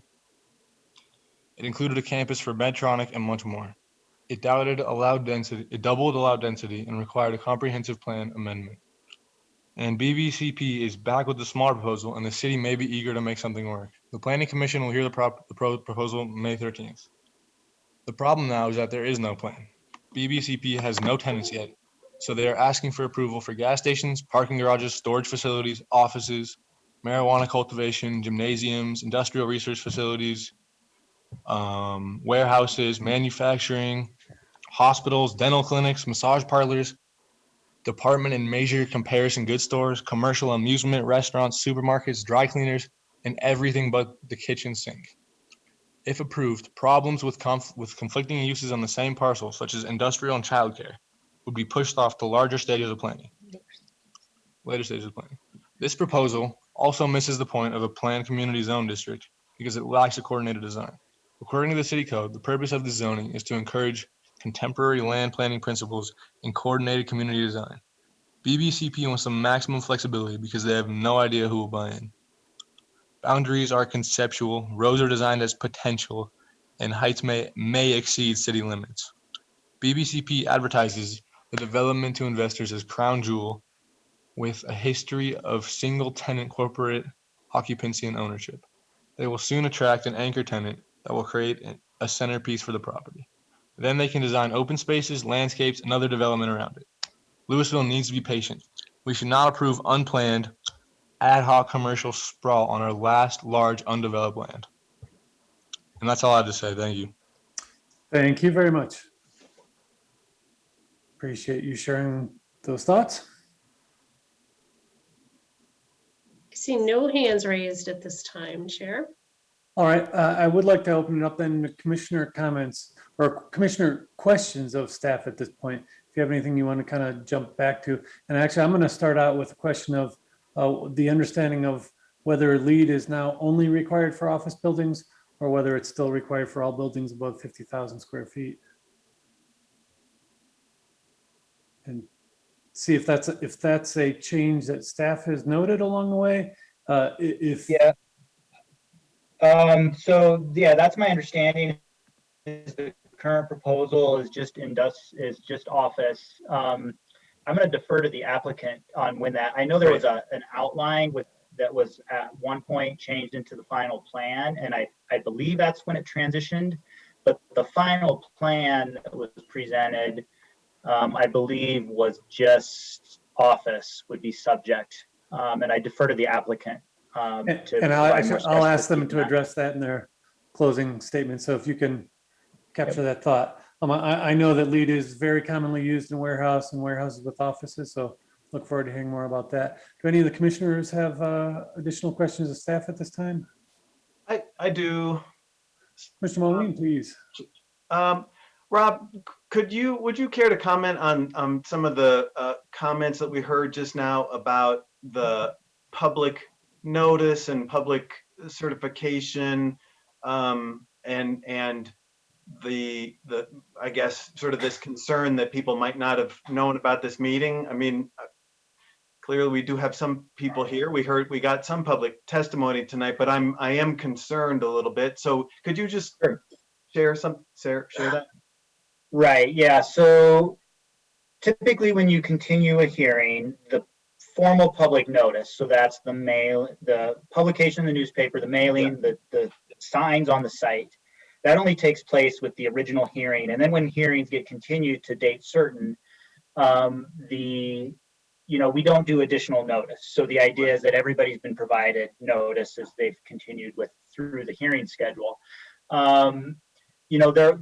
The commission can close the public hearing, close the public comment portion. They can always reopen that as the hearing continues. So that's at the commission's discretion. So I feel like this evening, that's what happened is the commission, there's a continued hearing and the commission opened the public hearing for additional public comment is what happened. Okay. Did I answer all your questions or did you have another one? No, that's very helpful, Rob. I appreciate it. Yep. Can I just build on that real quickly, Rob? I just want to make sure that at no point, well, I guess what I hear you saying is that even if we did close the public comment last time, and I don't know if that was said or not. It was. We did say that we were going to close public comment. Public comment had been closed, yep. Okay. It's up to the commission's discretion as to whether we're opening it back up or not. Is that's within our discretion, Rob? Correct. And we do that probably more frequently than I would like to even admit to, right? Because we try to keep things kind of clean and separate at that point, but it's not an uncommon move for us to reopen public comment period. Yeah. I would say I feel like we've followed appropriate procedure. I believe, I think if the commission is concerned that there is public comment out there, that you feel like you need to hear additional public comment or there hasn't been adequate opportunity, I think you could request additional public notice to be made, but I don't feel like that you need to, that we've done something wrong in our process that would require it. But I think you're always, I think within some reason, if you feel like additional public notice needs to be made, because of the way the process is taking place, we could consider that. I think, we want to follow our process the same for all applicants as well. So that I think there's a version of that. I don't know that this was unusual the way we did it. We do, again, like I said, continue applications. We get new information on applications during hearings that you're able to consider without additional public notice. So I feel like it's consistent, with what we've done in the past. Okay. How are other commissioners feeling about this? I feel fine with the level of citizen input. All right, thank you. Commissioner Howe, did you have any thoughts in particular? I guess I always hope that the citizens have an opportunity. It seems like we've followed, from my understanding, we've followed the appropriate sequence. I just hope that the citizens have had a chance to voice their opinions. All right, thank you. Any other questions of staff at this point? All right, seeing none then, I will ask the applicant for a response and closing statement. Thank you. Thank you, Chairman Brown Eyes. So first, to address the industrial and the lead, and I do want to talk about that. So we've done a lot of digging in on this. We've consulted with Ware Malcolm. They're the most prolific industrial architect, I would say, in Colorado. They're also LEED accredited. And they have found it very, very difficult, nearly impossible to obtain any level of LEED certification on just core and shell industrial. And that's because with industrial, the majority of the points come from MEP, and that's mechanical, electrical, plumbing systems, and their efficiency there. But the industrial building itself, core and shell, has almost no MEP systems in it. And it's really just the office area of the industrial, just the built out area, not the building. So that's why we are not committed on to LEED on the industrial. It's almost impossible on the core and shell, which is what we're talking about here. But I do want to reiterate that our sustainability commitments, they apply to every building on the site. And so sustainability is a broad category. We've really worked hard with our 27 commitments to align with Louisville's Sustainability Action Plan and to put specific things in place. And LEED is just one way to measure and then brand that. And as I mentioned earlier, the marketing for LEED is great. I would love to have LEED where we can. We just have to make it feasible and not just chase a badge when it has us drift away from what's most important, I think, for the community. And again, that we have these commitments in there that are in place, and they'll be delivering, a leading edge sustainability on all the buildings on the site. I also want to note, there was a mention of an inconsistency in the language. If that's there, that was not intended. And so the commitment for LEED Silver, which again is a strong accomplishment in a suburban location like this, is absolutely a commitment. And so there's no intention to have any language that changes that. I guess my final comments is just very, very much appreciate all the time and effort you commission you've put into this. I know it's been substantial. This general development plan, it aligns with Louisville's Sustainability Action Plan. It's aligned with the comprehensive plan. We have a thoughtful plan that puts Red Tail Ridge right there at the leading edge of sustainability for developments. City staff, whose public service is aligned with city's interests, is asking for support of this plan. And tonight we're asking for your support as well. But thank you very much. Thank you. Commissioner, questions of the applicant? Commissioner Deal. Yeah, Jeff, in terms of the industrial versus office, you touched on this last time a bit, but in terms of electrification for industrial, is that a consideration? And I guess, did you research if you could deliver on that? Yeah, Jordan or Jay, do you want to comment on Commissioner Deal's question there? Hi there. Josh Radoff is on the attendee list. He would be able to better speak to this technically, but I know that it's can be incredibly challenging, particularly for industrial, because of the process nature and varying range of the types of uses that would use those facilities. And so that can become incredibly difficult. But that's my laywoman interpretation of his counsel. I see Mr. Radoff is on the call. Perhaps we can go ahead and unmute him. Everyone, is my audio on? Yeah, looks like it. Yeah, I think the idea is that industrial buildings potentially have a process use, right? So a process use could be like if there was a commercial, oven or something like that. And for some, that's probably not a good example. Some sort of commercial process that required the use of gas. I think we're now talking about like building systems of HVAC for the most part. I think we're talking about, to ban gas entirely would be essentially like a community-wide decision about the applicability of certain industrial uses, right? Not really about building design. So I think that's the because there could be industrial tenants that are unknown, and we want to sort of maintain some openness about the types of employers that we want to see here. I think that's why that was left open. On the question of LEED certification, obviously cold dark shell is a challenge. Is that the issue you've bumped up into here?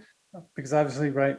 Yeah, no, I think core and shell, my experience, and I spent the interim time talking to other consultants who work on LEED projects to make sure that there's some consistency in understanding this. And I mentioned this last time, the core and shell is a difficult rating system in that even if you know the tenants, who the tenants are going to be, it's very difficult unless you have like a signed lease letter to take credit for any efficiency reductions they might take. So, you know, that's somewhat manageable in an office setting because you know, office loads are somewhat generic. But for industrial, it's a big question mark. So if their loads happen to be very high relative to the regulated loads, which is a technical term talking about HVAC, lighting, those kind of things, then there's the potential that the amount of reduction available to the core and shell is limited. And that limitation, you know, just makes it hard to sort of promise a certain amount of efficiency. In fact, there may be efficiency, it just may not count towards the LEED scorecard. So it's not to say like industrial tenants won't be efficient. It's more just to say like those tenants are not currently known. They may have that are specific to what they do. Those might drown out essentially relatively in relative proportion the amount of savings that could be achieved in the core and shell HVAC and lighting. And as a result, I think, you know, we're sort of trying to commit to things that we know we can deliver and not try to over promise on things that are too much of an unknown. So that was at least the thinking that was going on in our team in the background. Thank you. Any additional questions? So I am aware of thousands of warehouses that have been certified under core and shell. So if I could ask the applicant to think about that a little bit as we proceed here with some other questions in the meantime. As to Commissioner Moline, I see you raising your hand. Yeah, sorry, Chair Brown, as I was going to ask a separate question. So please continue your thought if you want to stick with the lead. Yeah. So I'll ask the applicant to address a possible condition that it be expanded to other buildings. But if you'd like to run with that right now, you certainly can. Chairman Brown, so you're asking for a response on that now? Yeah, if there was a condition proposed to expand LEED certification to all buildings above 50,000 square feet. Yeah, I would tell you, just working with our consultants who are LEED accredited, working with, with Josh, if it were a feasible and if it aligned with Louisville's sustainability goals, like we would be okay with it. It sets the bar so high in areas that aren't as effective that it's really limiting. And so it's very much a challenge, which is why we've presented this way. And so, so we are thoughtful about it, but it's also why we've made the additional commitments and really substantiated, our sustainability commitments, not in an effort just to get the badge there, but in order to be in line. So I really feel like we're in line from a sustainability standpoint. It just reduces all flexibility. It's, and these are with consultants, it's not just our opinion, this is our consultants' opinion, it's very, very difficult. So, you're referencing thousands of buildings that have had it on industrial, and this is a new certification. So I don't know the details behind that. That's not what we found in our research, but so it's very, very difficult for us to do that. It's hard to throw that in. It is not an insignificant thing because I think it detracts honestly from the goals of the sustainability requirements and really makes that puts a significant challenge on the marketability and feasibility of the project. Commissioner Moline. All right, so my question is going to go in a slightly different direction here, Mr. Bacall. My question is based back on some of the comments about wildlife studies, and do you, there was some comments about particular species, and it sounded like commitments, and I don't recall, should have that should have that available right there to recall, but I'm forgetting what kind of commitments were made in terms of looking for particular wildlife species before development or during this time frame. Could you comment on that? Sure, and Jordan and Jay, I'm gonna call you to the forefront, and you can talk about HPC and our commitments there. Yeah. Sure. So I think first of all, we have disclosed all of the findings that we've done in our due diligence. So as responsible property owners and then pursuit of our entitlements and assessment of this site, we've done some evaluations. We have consultants advising us on process and when is the appropriate time to work with CPW on their advisement of species found and timeline. So we have that available and have provided that. So to just demonstrate our responsibility and thoughtfulness on that front, first and foremost. And then the development of the habitat management plan for the site is independent, where we can create these thriving quality habitat spaces. So that's our dual prong approach on that front. So have you done, I guess maybe a more pointed question, which is what we heard from the public, has a survey been conducted, for example, for burrowing owls yet? Yes, so we did one last season. I haven't initiated one for this season. We did do one last season. It's a type of study that requires 3 site visits over a series of several weeks. We did have one done. It was supplied. The findings were that there were no burrowing owls during last season's evaluation. All right, thank you. That's very helpful.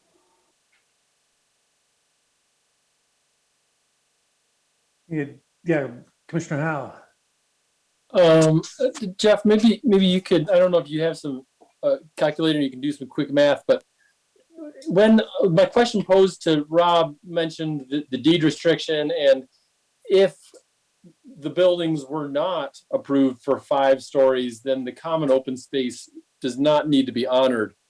So what percent of the proposed site development would be open space and or parks if there was no common open space? Sure. And by the way, that plan you just described, Commissioner Howe, is how it was presented to the Open Space Board. The common open space was not incorporated into what the Open Space Board voted on. It was just the publicly dedicated lands in our proposal, which is in total 59 acres.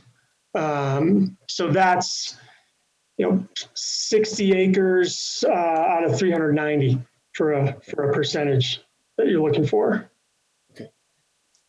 15%. 15%. And that's the Louisville portion only, so that's for the Louisville area. It's just in the Louisville area. There's a 40-acre conservation easement adjacent on the south side of the property as well.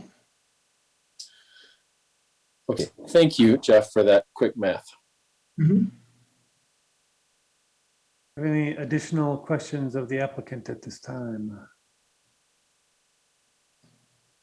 All right, seeing none then, welcome a staff response and closing statement. Does staff wish to address anything raised by the public comment or provide any additional information for the Planning Commission to consider? No additional comments. Thank you. All right, like last time, I will now close the public hearing and the planning commissioners will deliberate on the evidence presented. During deliberations, no further public comment or other testimony or evidence will be received. And we can begin with anybody who is most primed to begin. Commissioner Moline.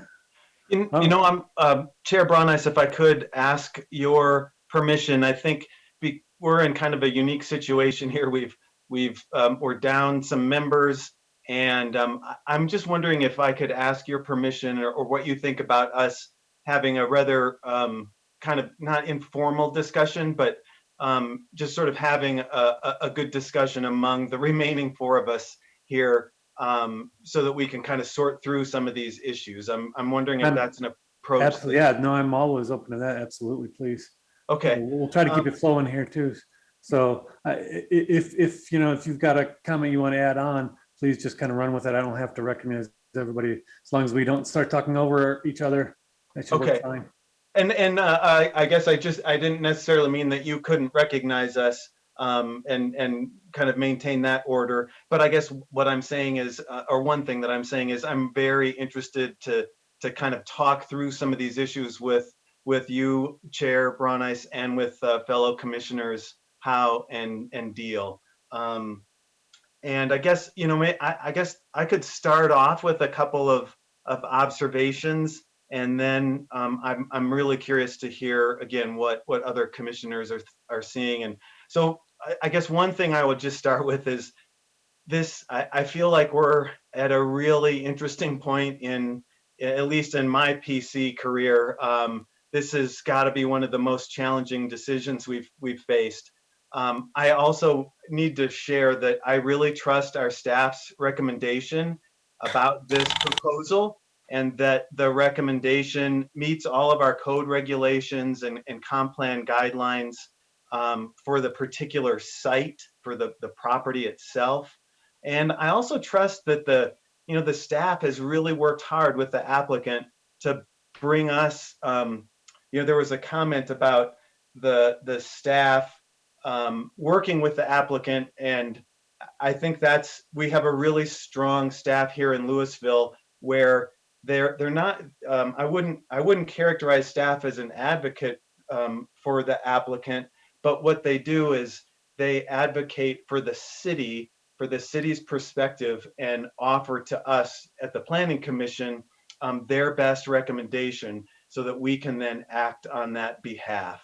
And I really feel like the staff has worked hard to bring us the best proposal for this site at this time. And I think I'm going to ask you all to some questions about, do you think we're in the right ballpark with square footage and open space and stuff?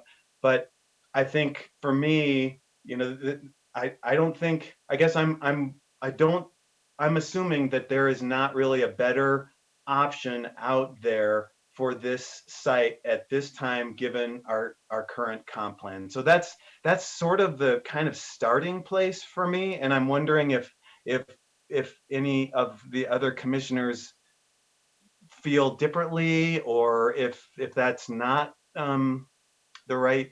I'm just curious what the other commissioners are thinking. Commissioner Deal. So yeah, from my perspective, Jeff, yeah, the proposal meets the FAR, maximum for the property, which maintains the rural special district. We talked about that last time, which is obviously important. We'll get to height in a bit, but with regard to the open space, they exceed the required 12% by some 60 acres. So again, I know there's a lot of conversations about open space and preserving this property for nature, but at the end of the day, from my perspective, it's still private property. If we were so interested in creating a wildlife preserve, we should have approached Conoco to buy it. For whatever it would have been, $35 million, probably more. So in any case, the property owner has rights to develop. They meet the FAR requirements. They meet the open space requirements. In many ways, it's a very attractive proposal. I think we've all seen amazing presentations that don't always come to fruition exactly how they're presented. So I just want to be, somewhat wise in that regard and not expect everything that was presented to happen, right? We don't know exactly what corporate anchor tenants might come. Obviously, the applicant has a lot at risk in terms of equity at risk, debt at risk, to try and maximize the value of this property. So, from an overall perspective, I'm supportive. As you guys know, my two main concerns were the height issue, which I appreciate the language clarification that was made in this round. Obviously, the applicant did a good job listening, worked with staff to put together what in my mind is good language, very clear language with how any kind of height waiver will proceed. I mean, from my perspective, I do think that, 5 stories in parcel A will be challenging to overcome, the rural nature of this parcel. So, I guess we don't need to decide that obviously here, but as, the applicant goes forward, I would love for them to keep that in mind, right? As feedback in terms of, future phases. The one challenge, I do like the changes that have been made with the sustainability plan, with the tighter language in the PCZD agreement, making it, much more required. I think that there's good compromise language in there with regard to future best practices, future technologies. I mean, they have to be protected to some degree. The city has the option to push more to meet commitments, to meet goals that are maybe not as technically defined, but more aspirational. So I do think one of the missing components is the industrial buildings. So with regard to electrification, as well as potentially around LEED. So that might be a condition I'd be open to supporting. Commissioner Howe? Thanks for opening the floor for discussion, Commissioner Moline. I think that that's really valuable, especially with only 4 of us here. And I also like to hear what all of you, I really value what all of you guys say for this discussion. I always try to maintain balance in all things. And there's a lot of things that are in balance. When you look at the micro view of this proposal, it seems like in my view, it meets the general development plan. I think that they're offering clustering buildings. It says one of the requirements is that you can have additional stories permitted if structures are clustered and located out of the public viewshed and buffered by surrounding topography and open space. That was one of the rural special districts. And I believe it probably satisfies that condition. So I think one of our jobs as a planning commission is probably to look at whether it fulfills the requirements. And I think it does. And I have to be careful to move beyond those boundaries, because there's a macro view also of, is this the right thing to do long-term? Should we have land for revenue or land not for revenue? And I think a lot of the citizens see a misbalance within the asset of the land in the development, maybe as a revenue source, versus the liability of the land.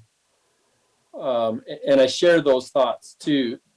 It seems to me like we're not in balance, where the citizens still are maybe losing or maybe not gaining as much as they'd like to in this land, maybe in the way of open space.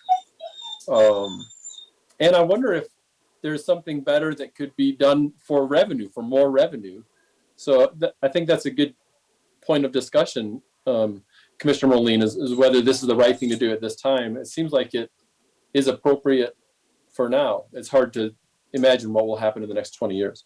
Yeah, if I could, Chair Braun, if I could just respond to Commissioner Howe for just a second, because I really share some of your comments and thoughts, Commissioner Howe. And I think I am really, really torn on this project, because I feel like the project is meeting I think I mentioned this last time, I think the project is meeting the site requirements as Commissioner Deal pointed out so well. It's not proposing, it's staying within the limits of the comp plan. It's an amendment is not required. And where I'm really struggling is with the other components of our comp plan that talk about our city's livability, the sustainability, and kind of environmental goals. And I think, in the interim, since the comp plan has been developed, what would I say? The consequences, as people today really pointed out, some of the public, the consequences of continued growth have become readily apparent. And I feel like this project is going to definitely play into exacerbating those problems with all of the auto emissions that are likely to occur, and the way the project is developed. And yet it meets all of those site property requirements for the proposal. And so I am really struggling, guys, to kind of wrestle around this. So I appreciate both Commissioner Deal and how you sharing your thoughts about it. And sorry, Chair Brown, I didn't mean to interrupt you if I did. So No, that's great. Thank you. No, I appreciate that. I guess at this point, I'm also feeling like it meets what the city has laid out as what we wanted at the time that those rules were enacted, those guidelines, the comp plan, and our code. And so, for instance, right, I would love to see not a single dollar spent on, bringing natural gas methane onto the site. That would be wonderful. We don't have any ordinance that requires that at this point. Right. We're at the forefront of that, right? There's a couple handfuls of municipalities throughout the country who have enacted that at this point. Those are being held up by the courts, but we don't have that. So while it's aspirational, and the applicant has spoken to that in their proposals, there understandably are no commitments at this time to that on a wide scale process.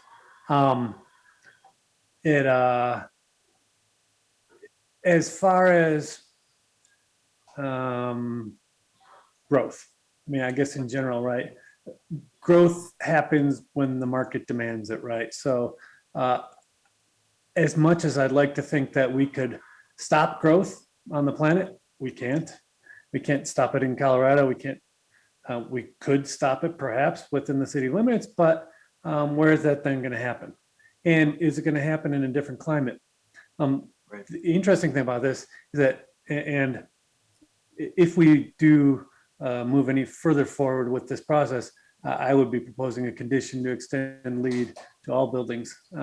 But if that were the case, we would be looking at essentially the greenest development in the city of Louisville. Right. There is nothing on this scale. We don't have LEED certified buildings in the city. There are a couple of buildings that spoke to it initially that have been built out that never pursued certification. So there might be one or two buildings that might have done some work during their planning process to address what LEED does. There is a commitment here to that. And so it would be strange to kind of not approve a project for being green enough, even though it's the greenest project we've ever seen before us. So it's just something for us to think about. I welcome other thoughts on that. Okay. I guess my comment on that point, Chair Brenice, is that I think we're all at a point as certainly citizens of Louisville, of Colorado, of the United States, where it's time to do something different. Development as usual simply cannot happen. So what's the moment in time when we stop doing what we've been doing? And I think, it's our, again, one of the citizens said, moral imperative to make sure that if this goes forward, it does have as much sustainability built into it. And if it costs money, if it's not as economically feasible, that's the moment we have to say it doesn't matter anymore, right? We have to do it anyway. If you can't do it sustainably, then don't build it. And I feel like, certainly with the changes made since the last meeting, we're getting closer to that. I think there's probably a few more things we could either have as a condition here tonight, or at least give city council guidance on, how to tighten up the last few things. That's from my perspective. Okay, that's very helpful. Well, and as we kick that around too, right, ultimately, density is generally considered better for the environment. It has less impact and creates more output, right? So if we assume that the land is going to be developed, we don't have to assume that, but if you do, then even higher. So on a certain level, we should have been clamoring for increased density. I understand why we're at where we're at right now, but yeah, I mean, if it was up to me, yeah, it would have been great if we had somehow purchased a property in the last 10 years. We didn't, we haven't. And so that's not the question on the proposal before us right now. The question is, this is what they proposed, and what do we think about it? So. And I would just, to that, I would just point to, from my understanding anyway, from what we heard this evening, was OSAB has shared their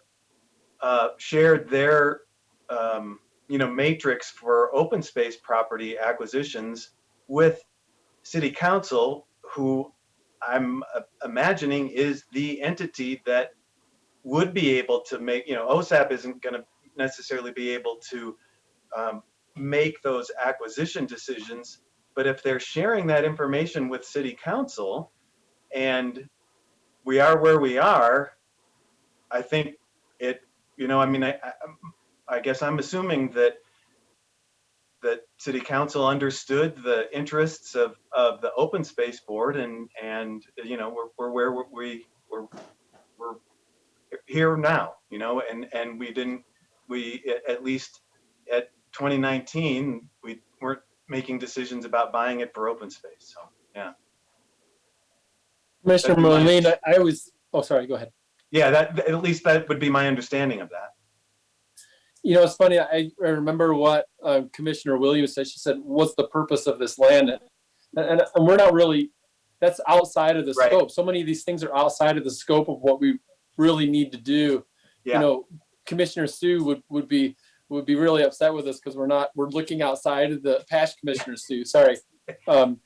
Because we're looking outside the scope. And so that's one of the problems that I share with you is when you look at the bigger, the demand for open space and the overuse of our open space right now is 15% appropriate. And then we just talked about the limited housing. This doesn't help that. Right. So the macro perspective of Louisville, but of course that's not, I think that's outside of the spectrum of the commission, which is what I'm having trouble wrestling with. Yeah. And also that the general development plan was created in 2013, I believe. And I'm not sure we have many rural areas left. This was initially thought of as a rural special district, but with all the building around Northwest Corridor and the surrounding areas, I guess that could be a question whether that general development plan from 2013 still applies to today. It would be much easier to have a 2021 general development plan to base our decisions off of. So. Well, on that note, I think it is important, right? Because of this rural designation, I think it's really important to understand the definition of that. Yes. It's not what any of us would think of as rural, right? But it has a legal definition that was baked into all of that, and this meets those requirements. So while it's easy for me to say, yeah, no, that this doesn't look rural, doesn't smell rural, doesn't feel rural, it does by that definition of what rural is. So. I Chair Bronis, I totally agree. I think that I've been spending a lot of time looking at the comp plan, and this is designated as a rural district and a special district.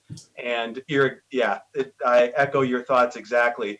When in the comp plan, when it says rural, what I have to think about is kind of a campus setting. And when you read the description in the comp plan, it sort of talks about what rural means, and it's not what the rural part of the unincorporated county is. It's a very defined explanation for a site that doesn't have a formal grid landscape structure and has more of a campus setting. And I think that's really what it was written for, was in anticipation of what was likely to be something that the ConocoPhillips folks were going to submit, hopefully. So yeah. To build on your comments, Commissioner Moline, there's many other alternatives that can be taken. Of course, we have to just focus on what we're presented to today. You know, whether City Council approves or denies it, that's up to what the City Council believes is the best thing to do. Yeah. With this project. That's maybe out of my spectrum what I can answer. You know, does a third party want to purchase this for a separate purpose? I can't, you know, determine that. And should there be a vote to the citizens for land use? That's not something that I can, but I think what I see, the only thing that I think it doesn't meet the ordinances and codes is maybe the anticipated socioeconomic conditions, where I think that in 20, 40 years, if things continue as it is going right now, the demand on open space and parks will be greater as the population increases, and also the increase in housing demand will increase. So I guess to bring it back to the codes that we, you know, we're looking at the macro perspective, which I'm not sure we can do anything about, but the codes, that's my biggest concern, is the anticipated socioeconomic conditions for the open space and the property. And I'm not sure we're in balance with that. I think that there will be a greater need in 20 years when this project is done for use of citizen enjoyment of the land. Yeah.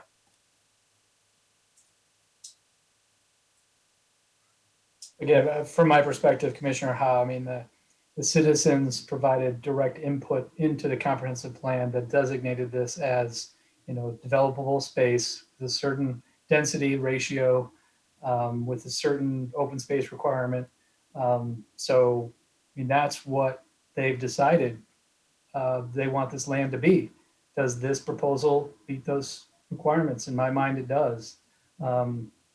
If you could have rewound history and they said we want mixed use with some residential or a higher percentage of open space for that parcel, then, you know, those would be the rules of the road. But that's not what the comp plan says. So that's, maybe I'm an originalist when it comes to the comprehensive plan.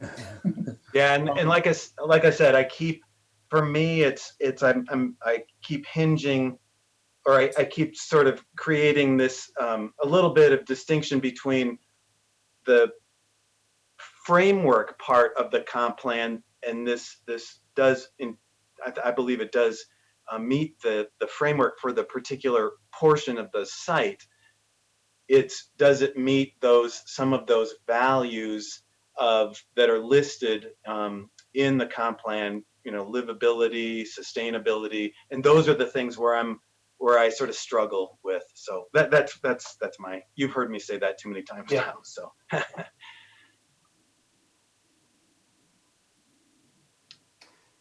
Well, Chair Brown, do we want to move forward with a condition? I know you had at least one. I would like to propose a possible condition that LEED certification be required of all buildings over 50,000 square feet. That would be my motion. And Chair Brown, would you be willing to add additional text to that condition that would include extending electrification to all industrial as well as office buildings? Recognizing that could present some challenges. So I would leave it to staff and the applicant to work out appropriate language to, account for that. Let's discuss that. Yeah, and that would, if we think about it, I would want that to be a separate condition. Okay. So to the applicant team's point, that if you think about the market right now for light industrial space, are there anybody out there who's willing to move into a building that would have no natural gas coming to it? I don't know. I don't know the market well enough. I think, the standard concern is that you have something different that imposes more requirements on the developer that they're uncomfortable with, that could be a disadvantage for them in the market. Leaping forward though, right, there was some discussion of, well, maybe we should make a difference between HVAC, right, the heating and cooling of the building, and process uses. For instance, right, we have food and beverage companies in the tech center currently that I don't know what it would cost them to retool to be able to be all electric. But that would be part of the bigger concern if we just said no gas whatsoever. And also there, right, I mean, literally, it's within the last couple of months that cities have successfully defended these laws in courts. So to throw that requirement in there in advance of it being adopted as a municipal goal, I'm a little bit concerned about us designed by committee drawing the line in the sand here today. But let's discuss it further. I guess, how is it different than to say office building electrification versus industrial building electrification, right? I mean, are you just saying the technology on the industrial side may not always quite be there? Right, well, for the process, so not for the HVAC. So we could, that's a possible, one possible condition could say HVAC. Right, the cheapest way to heat a big space is by burning gas. That's not necessarily something we want, right? Certainly not something any of us would be encouraging. But in the process side of things, so whatever the company it is that moves in there, they may not be able to have machines that do what they need to do without using gas. It is one of the concerns I heard from one of the developers, members of their team. So I'm curious. Well, right? to Do your point understand about that distinction? To your point about not designing by committee, I mean, I guess I would be in support of just a condition that would say applicant will consider how to, further a requirement to, attempt to have electrification in the industrial buildings, and then allow, obviously they've got experts, they've got consultants involved. What could they do to amend the proposal before it goes to the next stage? I would be comfortable with that, if that would work from a process standpoint. And obviously it's recorded in the public record, so city council will hear all this debate. Right. And they can so choose to, but if the applicant can consider how to do it most effectively, that might be the better approach. I'm wondering if that's too soft. What are other commissioners feeling? I am feeling so fortunate that we have the two of you on this planning commission to help us work through these LEED and sustainability issues. I guess I would err on the side of adding sort of more commitment on like adding more commitment if we can. I would agree with that. I don't think we want to pigeonhole anyone into a commitment that may in 10 or 20 years may not actually be the best option. Who knows whether electricity will be the best option in 20 years, which is maybe some of those buildings going on. So we have to be careful to maybe not minimize the options either. Yeah, I mean, I think the key step going forward is to reduce any carbon emission, right? Yeah. To the extent possible. So getting rid of anything but electricity, which hopefully by then is mostly renewable produced anyway.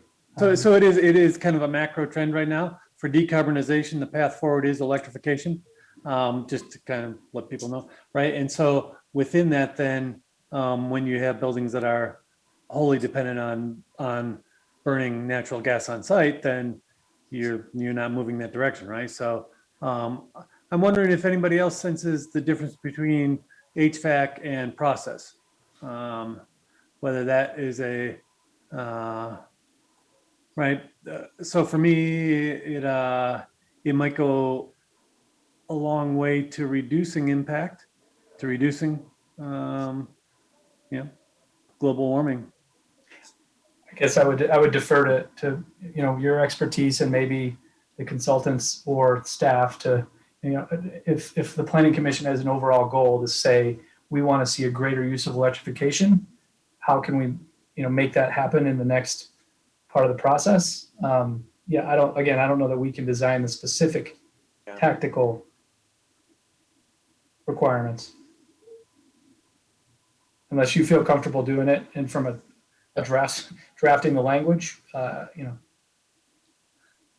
So my thought there, go ahead. Chairman, I agree with what you're trying to say, but I don't have the expertise to be able to, I'm familiar with HVAC and processing just from a business standpoint, but I don't have the expertise to, I think, set those guidelines. And that's where I also hesitate to come up with a policy like this that hasn't been vetted through standard process, right? A policy where we would have municipal code change to accomplish this, and it would be informed by any number of experts. Right. I am more comfortable with the thought of a condition that would speak to the electrification of HVAC, but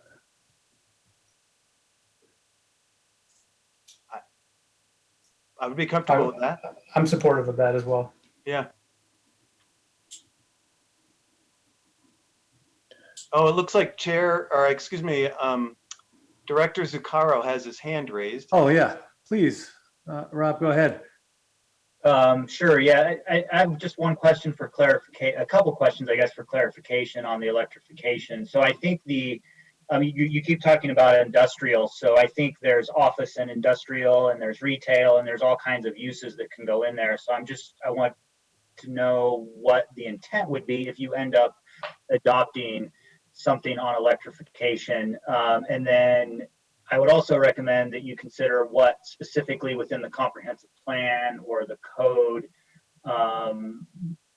this would be supporting or furthering. For example, the code does require, or I'm sorry, the PCZD code does talk about general development plans using contemporary land planning principles. So if you feel like this is necessary to achieve contemporary land planning principles, or under the comprehensive plan, that it meets, let's say, the community values for sustainable practices for the economy, community, and environment, that it's furthering that value. So I think it would be good if you do end up having a condition. More generally on electrification, this is on the city council work plan, is to discuss this. You've talked a bit about having a broad city policy or code. That's something that's going to be discussed broadly citywide with city council. I do believe it's on their work plan, at least, to talk about building code changes. And again, that would be applicable across the city if there is something adopted. And we have talked a lot about, well, what do you do about industrial processing? And yes, you might, or commercial kitchens and those types of things, you'd probably make exceptions. And then I guess my last comment is, any type of condition, I think it does make sense for it to have specificity. And I think we want to if you're going to have a condition, we want to know what it is. And so we can say whether they're in compliance or not. I think if something needs more information, then also ask for that information as well. So I think I'll stop there. Thank you very much. I appreciate that. So for me, it all comes down to the comp plan and working towards sustainability. And it's all about on-site burning of methane, of natural gas, and minimizing that to meet those sustainability goals as spelled out in the comp plan. Chairman, what about a condition for it to go back to the sustainability. We're not denying it. We're seeing a condition to go back to the sustainability where they may have more resources to improve these concerns. To that specificity note, I think we want to be very clear that, right, my thought is it would be a condition that would say that HVAC for all buildings uses electricity or other we can think about that, but other methods that do not release carbon into the atmosphere directly on site. I would support that, Chair Brown Nice, that if we can kind of get if we can wordsmith that in a way that the planning staff feels, that it could be enforceable. So I've got Word open and I was just gonna wordsmith some sentences. Maybe you guys can just give me some feedback. Sure. As a condition of approval, the proposal will extend the LEED Silver certification to all buildings. Does that cover it, Steve? So at this point, we're at this 50,000 square feet and above. All buildings 50,000 square or above. If other commissioners are comfortable with that. What do you? I'm curious what people think about that 50,000 point. Anybody have? I would defer to Chair Brown Eyes just because the LEED certification process, and I don't know if that gets more difficult with smaller buildings. Well, no, it doesn't get more difficult. It just becomes relatively more expensive, right? Because it's kind of there's a lot of fixed costs involved there, and so for smaller buildings, that just is a little bit more. But in this instance, it's not an issue we discussed just yet. I'd personally prefer to see it smaller. I don't, right? Because we don't know what the buildings are going to look like, and really, we haven't really seen any particular indication that there is going to be many buildings under 50,000 square feet, but that certainly may be part of it. So why don't we blow that wide open and see if people think that should be I think we would put that through as a separate condition, that LEED be required on all buildings above 10,000 square feet.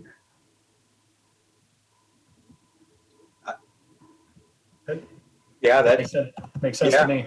Me too.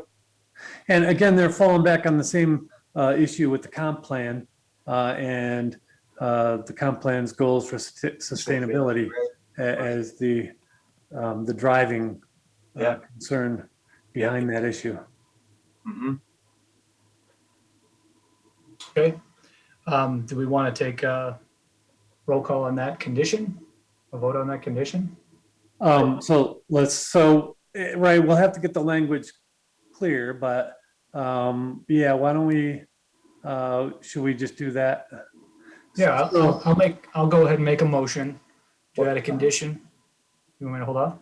Well, I would just recommend that there be, maybe once you work through this, somebody actually make a motion with all conditions included rather than voting on them one at a time. In case they influence each other. Okay. Yeah. Okay. Right. The second condition that I just drafted, as a condition of approval, the resolution will extend the sustainability commitment on electrification to all building types. Now, I don't know if we want to add in some caveat. Electrification for heating, ventilation, air conditioning. Yeah. Yeah. Well, does that include, would that cover every office building? Just saying HVAC? No, I mean, it would still, so that's what they've proposed. Now, we could still end up with buildings that have a commercial kitchen in them. If somebody builds a building that has a cafeteria, right? Obviously, we would hope that they would see the writing on the wall and perhaps LEED, But if they didn't, they would still be permitted at this point in time in this process in the GDP, to be able to do that. Right, as far as what holds the future as to code and all that, I can only hope we are able to move forward with that. So I would say that it should be extended to all buildings for HVAC. Well, I thought what you were saying was it's already stated in the sustainability plan that cover all office. So the Right. additional condition would be the resolution will extend the sustainability commitment on electrification for industrial buildings for the HVAC systems, not to necessarily cover process. Right. Is that meet the? All right. Okay. And then the third condition. So I we didn't have I didn't have the third. Did you have? so we have the square footage. We have LEED for all buildings. And then we have what's that? The electrification. The electrification, right? Thank you. Yeah. So you're saying that is there two conditions related to LEED? One is just overall, and then one is for 10,000 square feet and above. Right. So we have to pick one of those, right? No, those are two Vote on them separate. separately. Those are two separate conditions. Okay. But we would vote on them separately. No.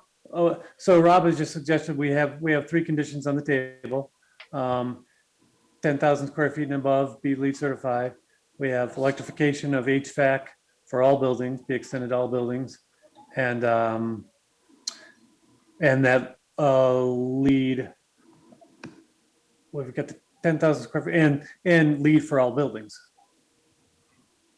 I think that addresses a lot of the sustainability concerns. I'd like to propose another condition once we finish those sustainability goal conditions. Okay.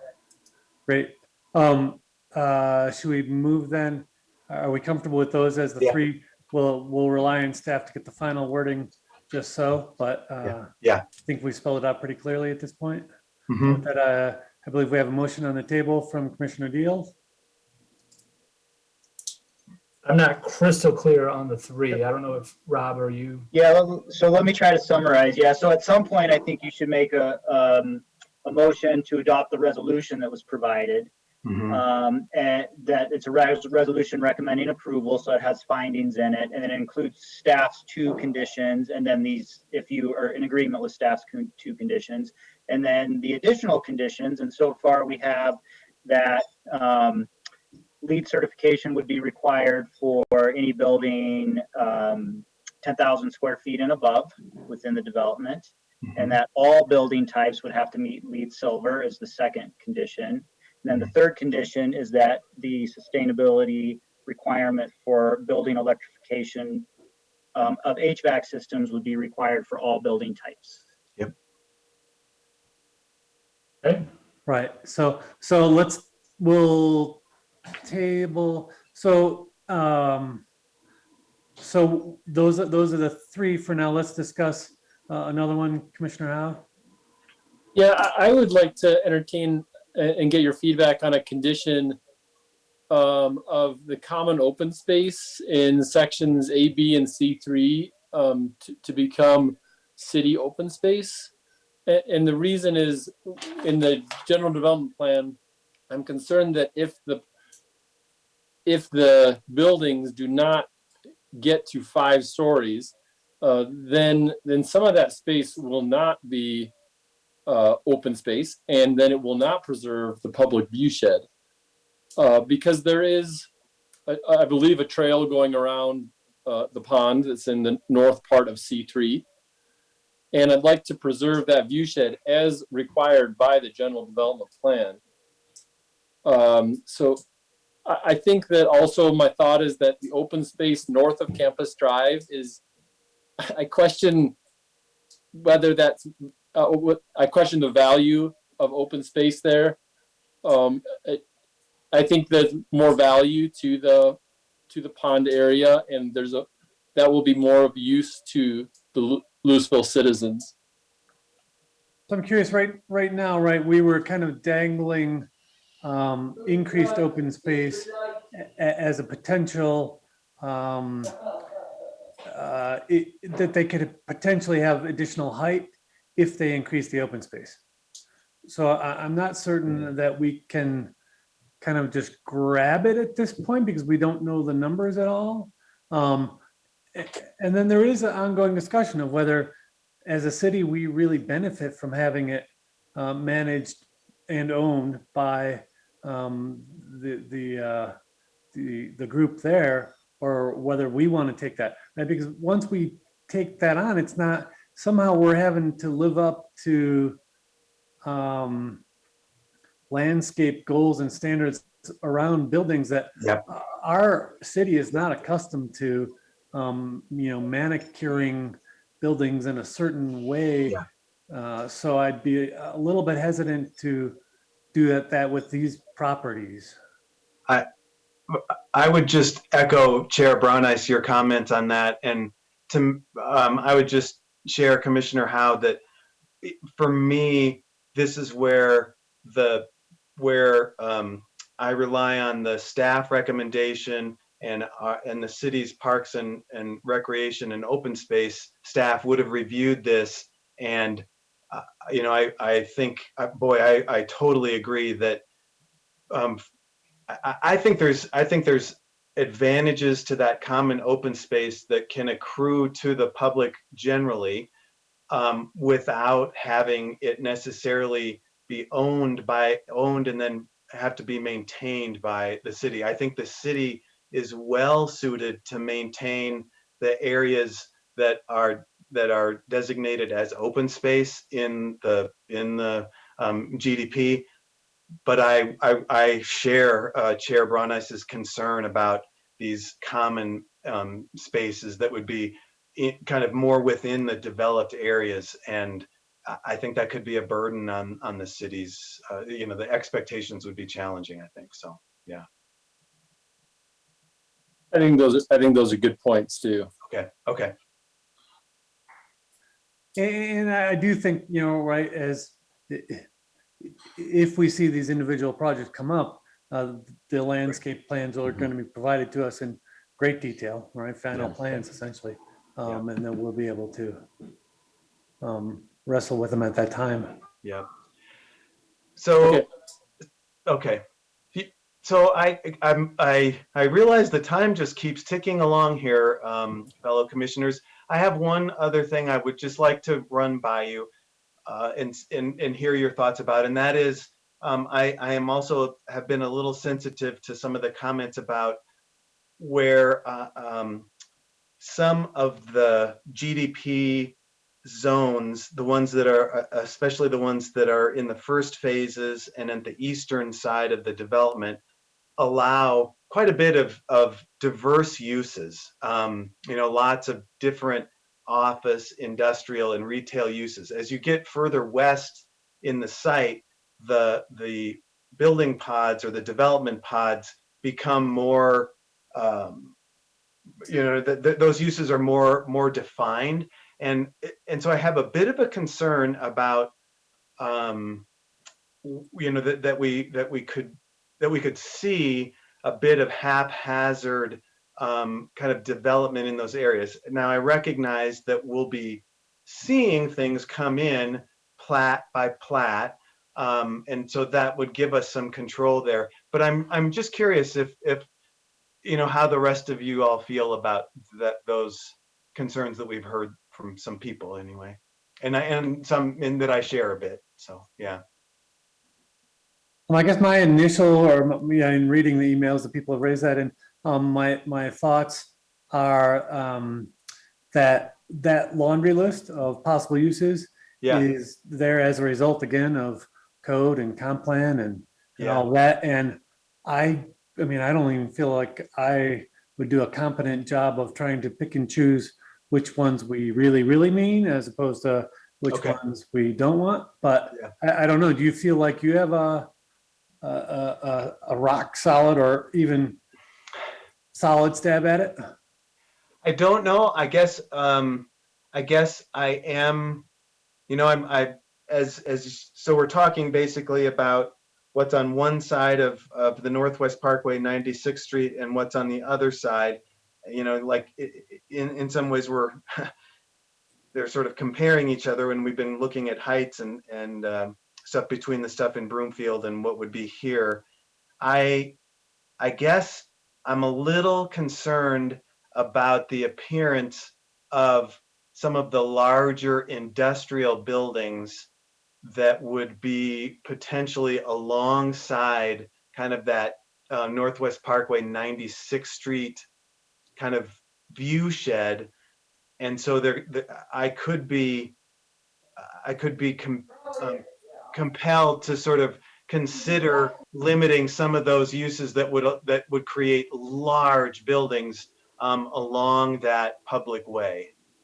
And I'm wondering if other commissioners have thoughts about that. Yeah. I guess I don't have the level of concern about the industrial versus office. Okay. The CTC does a good job of, just as an example, of making industrial buildings relatively attractive in my mind. Yeah, as you know, my concern is the height. So. Yes. Okay. Yeah, I think I'm concerned. I think that's a good concern, but I think I share the height concern more with Commissioner Deal.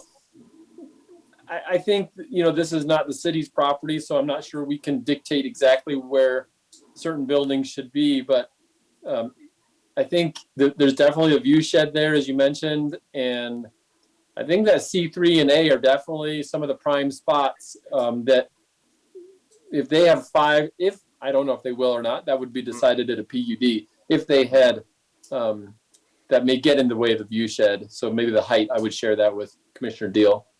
Okay, all right, that's helpful to hear. I think I do feel like it is something that we could weigh in on if we chose to, but I'm also hearing exactly the points you're making, so, yep. I think if you wanted to do a condition, you could change the sections where height was allowed. Now, you could do that. And Commissioner Deal, maybe that's something we should talk about just briefly. Maybe instead of A and C3. From a height perspective, I'm comfortable with the language that's been revised and clarified, and I feel like we have communicated this enough. And obviously, we'll go through this in the PUD process. And I'm in the same spot as well regarding all of that, actually. Okay. You guys want to entertain a motion or any other thoughts? Unless there's anybody else who would like to speak to it, I would entertain a motion. All right, I'll move to approve resolution number 6, series 2020, a resolution recommending approval of the ConocoPhillips Campus General Development Plan, First Amendment, Red Tail Ridge Master Plan to allow a mixed industrial, office, and commercial development with up to 3,115 square feet, a little typo there, of gross floor area. And do we have a second? Do we need to add the conditions at this point, or is this after the vote? Yeah, if you, Commissioner Deal, you want to recognize the 2 staff conditions, if you're supportive of those, and the 3 conditions that I articulated. Sure. Just by reference is fine. Yep. Okay. So I will go ahead and move the approval of the 2 staff recommended conditions, and then 3 additional conditions that staff is creating as we speak. Right, so the 5 conditions that we've discussed as part of it. All right, so that's the motion. That is the motion. And Rob, do you want to clarify what those 3 additional conditions say? Yeah, I'll clarify the 3 additional conditions again. The first one is that the LEED certification will be required for any building in the development 10,000 square feet or more, that all buildings in the development that are subject to the LEED requirement would have to meet LEED Silver. So all types, I didn't say that as clearly at that time. Let me restate that. Any building type would be required to meet LEED Silver. That's above 10,000. And then the third one was that building that all HVAC systems for all building types would have to meet the sustainability requirement for electrification. Okay. All right. Thank you. Appreciate that. I will second the motion at hand. And with that, I would request a roll call vote, please. Commissioner Deal, Yes. Commissioner Moline, Yes. Commissioner Hefner, or sorry, Commissioner Howe, Yes. Chair Brown. Yes. With that, the motion carries with the additional requirements. Thank you all very much for your participation. And thank you to all the public who have been active participants throughout the process. With that then, as a note of order, right, it's after 9 o'clock. So we are, yeah, I guess typically the applicant might have a few seconds as they were walking away from the podium or something to speak a little bit if you wanted to say something briefly. Just simply a note of appreciation for all the consideration, all the time that you've taken, Commission, and the thoughtfulness in the process. And so, so that's all. Just thank you for the efforts. I know it's been substantial. Thank you. All right, I see Commissioner Hefner is back with us as well. We are not going to be taking on any new public hearing items this evening, but we are going to need to move to continue those to the next meeting. Rob, is that something we can do for all of them, or do we need to move each of those separately? I think you could probably make, well, we can do them all. I mean, to separately. be clear, if you could do them quickly, one at a time, I guess, Yeah. would be fine, just so we can read each one into the record and state the date. I guess I'd be more comfortable, and we can help with that. But the next one is agenda item B. It's the 950 Spruce PUD SRU and plat. If somebody wants to make a motion to continue that to June 24th. I would I'll make a move. motion. Yep. Yep. Second. All in favor? Aye. Anybody opposed?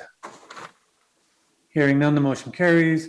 I would move, we move Avid for Adventure Mural PUD from this meeting to the June 24th meeting as well. Second. Second. Thank you for the second. All in favor? Aye. Aye. Opposed? Hearing none, the motion carries. I move, we move St. Louis Parish and Boulder Innovation Campus filing 2 PUD and plat to the June 24th meeting. So moved. Thank you. All in favor? Aye. Aye. Opposed? Hearing none, the motion carries. And I think that is the housekeeping, right, that we need to take care of at that point. We did notice the other agenda items. So the Foundry GDP, we had already just requested that get continued to the 24th, as well as 769 CTC Boulevard PUD and plat. So if we could continue on through the list. Okay, so a motion to move the Foundry GDP amendment to the June 24th meeting. So moved. Second. We got a move in a second. Thank you. All in favor? Aye. Aye. Anybody opposed? Hearing none, the motion carries. I move, we move 769 CTC Boulevard PUD and plat to the June 24th meeting. So moved. So moved. Second. Second. Thank you. All in favor? Aye. Aye. Opposed? Hearing none, the motion carries. With that then, Planning Commission comments. Is there anybody who, yeah, please go ahead, Commissioner Moline. I just want to thank all three of you. Sorry, Commissioner Hefner, since you weren't present, but I just want to thank Chair Brownice, Commissioner Deal, and Commissioner Howe for helping me work through the last item. I appreciated our discussion. I thought that helped us work through to a better conclusion. So I very much appreciate all of your work on this. Very good. Likewise. Likewise. Absolutely. I mean, for certain, This is the biggest thing we've dealt with in any number of years, and it's been stressful. Yeah. Can't say that I've truly loved it, but yeah. So, any other planning commission comments? But I would just note that we've now loaded up our June 24th agenda pretty heavily. And if staff knows or wants to chat with the applicants on any of those and see whether we might push them off further, that's probably, that number of items is probably unattainable for us. Yeah, certainly we agree on that. We have no expectation that you would have to get through the 6 agenda items on one night. So we have just been indicating to all the applicants that, you know, everyone stays in order as when they were submitted, and things will spill as appropriate. And so we do our best to kind of keep the website updated so public knows ahead of time that things aren't going to be considered, you know, through the publication of the agenda when we just do a request to continue. And with that, we'll probably reach out to you for overflow dates in July, just in anticipation of, you know, giving you all thoughtful time to continue to work through these items. We may not need it as we kind of continue to advance, but I think we'll just kind of reach out to you and just check July dates, just in case. Thank you. Yeah. Any additional planning commission comments? And then open it up to staff comments. I have nothing further. I'm not sure if Director Zuccaro has anything. No further comments. Thank you. All right, thank you all very much. With that, then I would entertain a motion to adjourn. Motion to adjourn. Second. All in favor? Aye. Hearing none opposed. Thank you all. Yep. Thank you guys. Thank you. Bye, guys. Everybody, have a good night.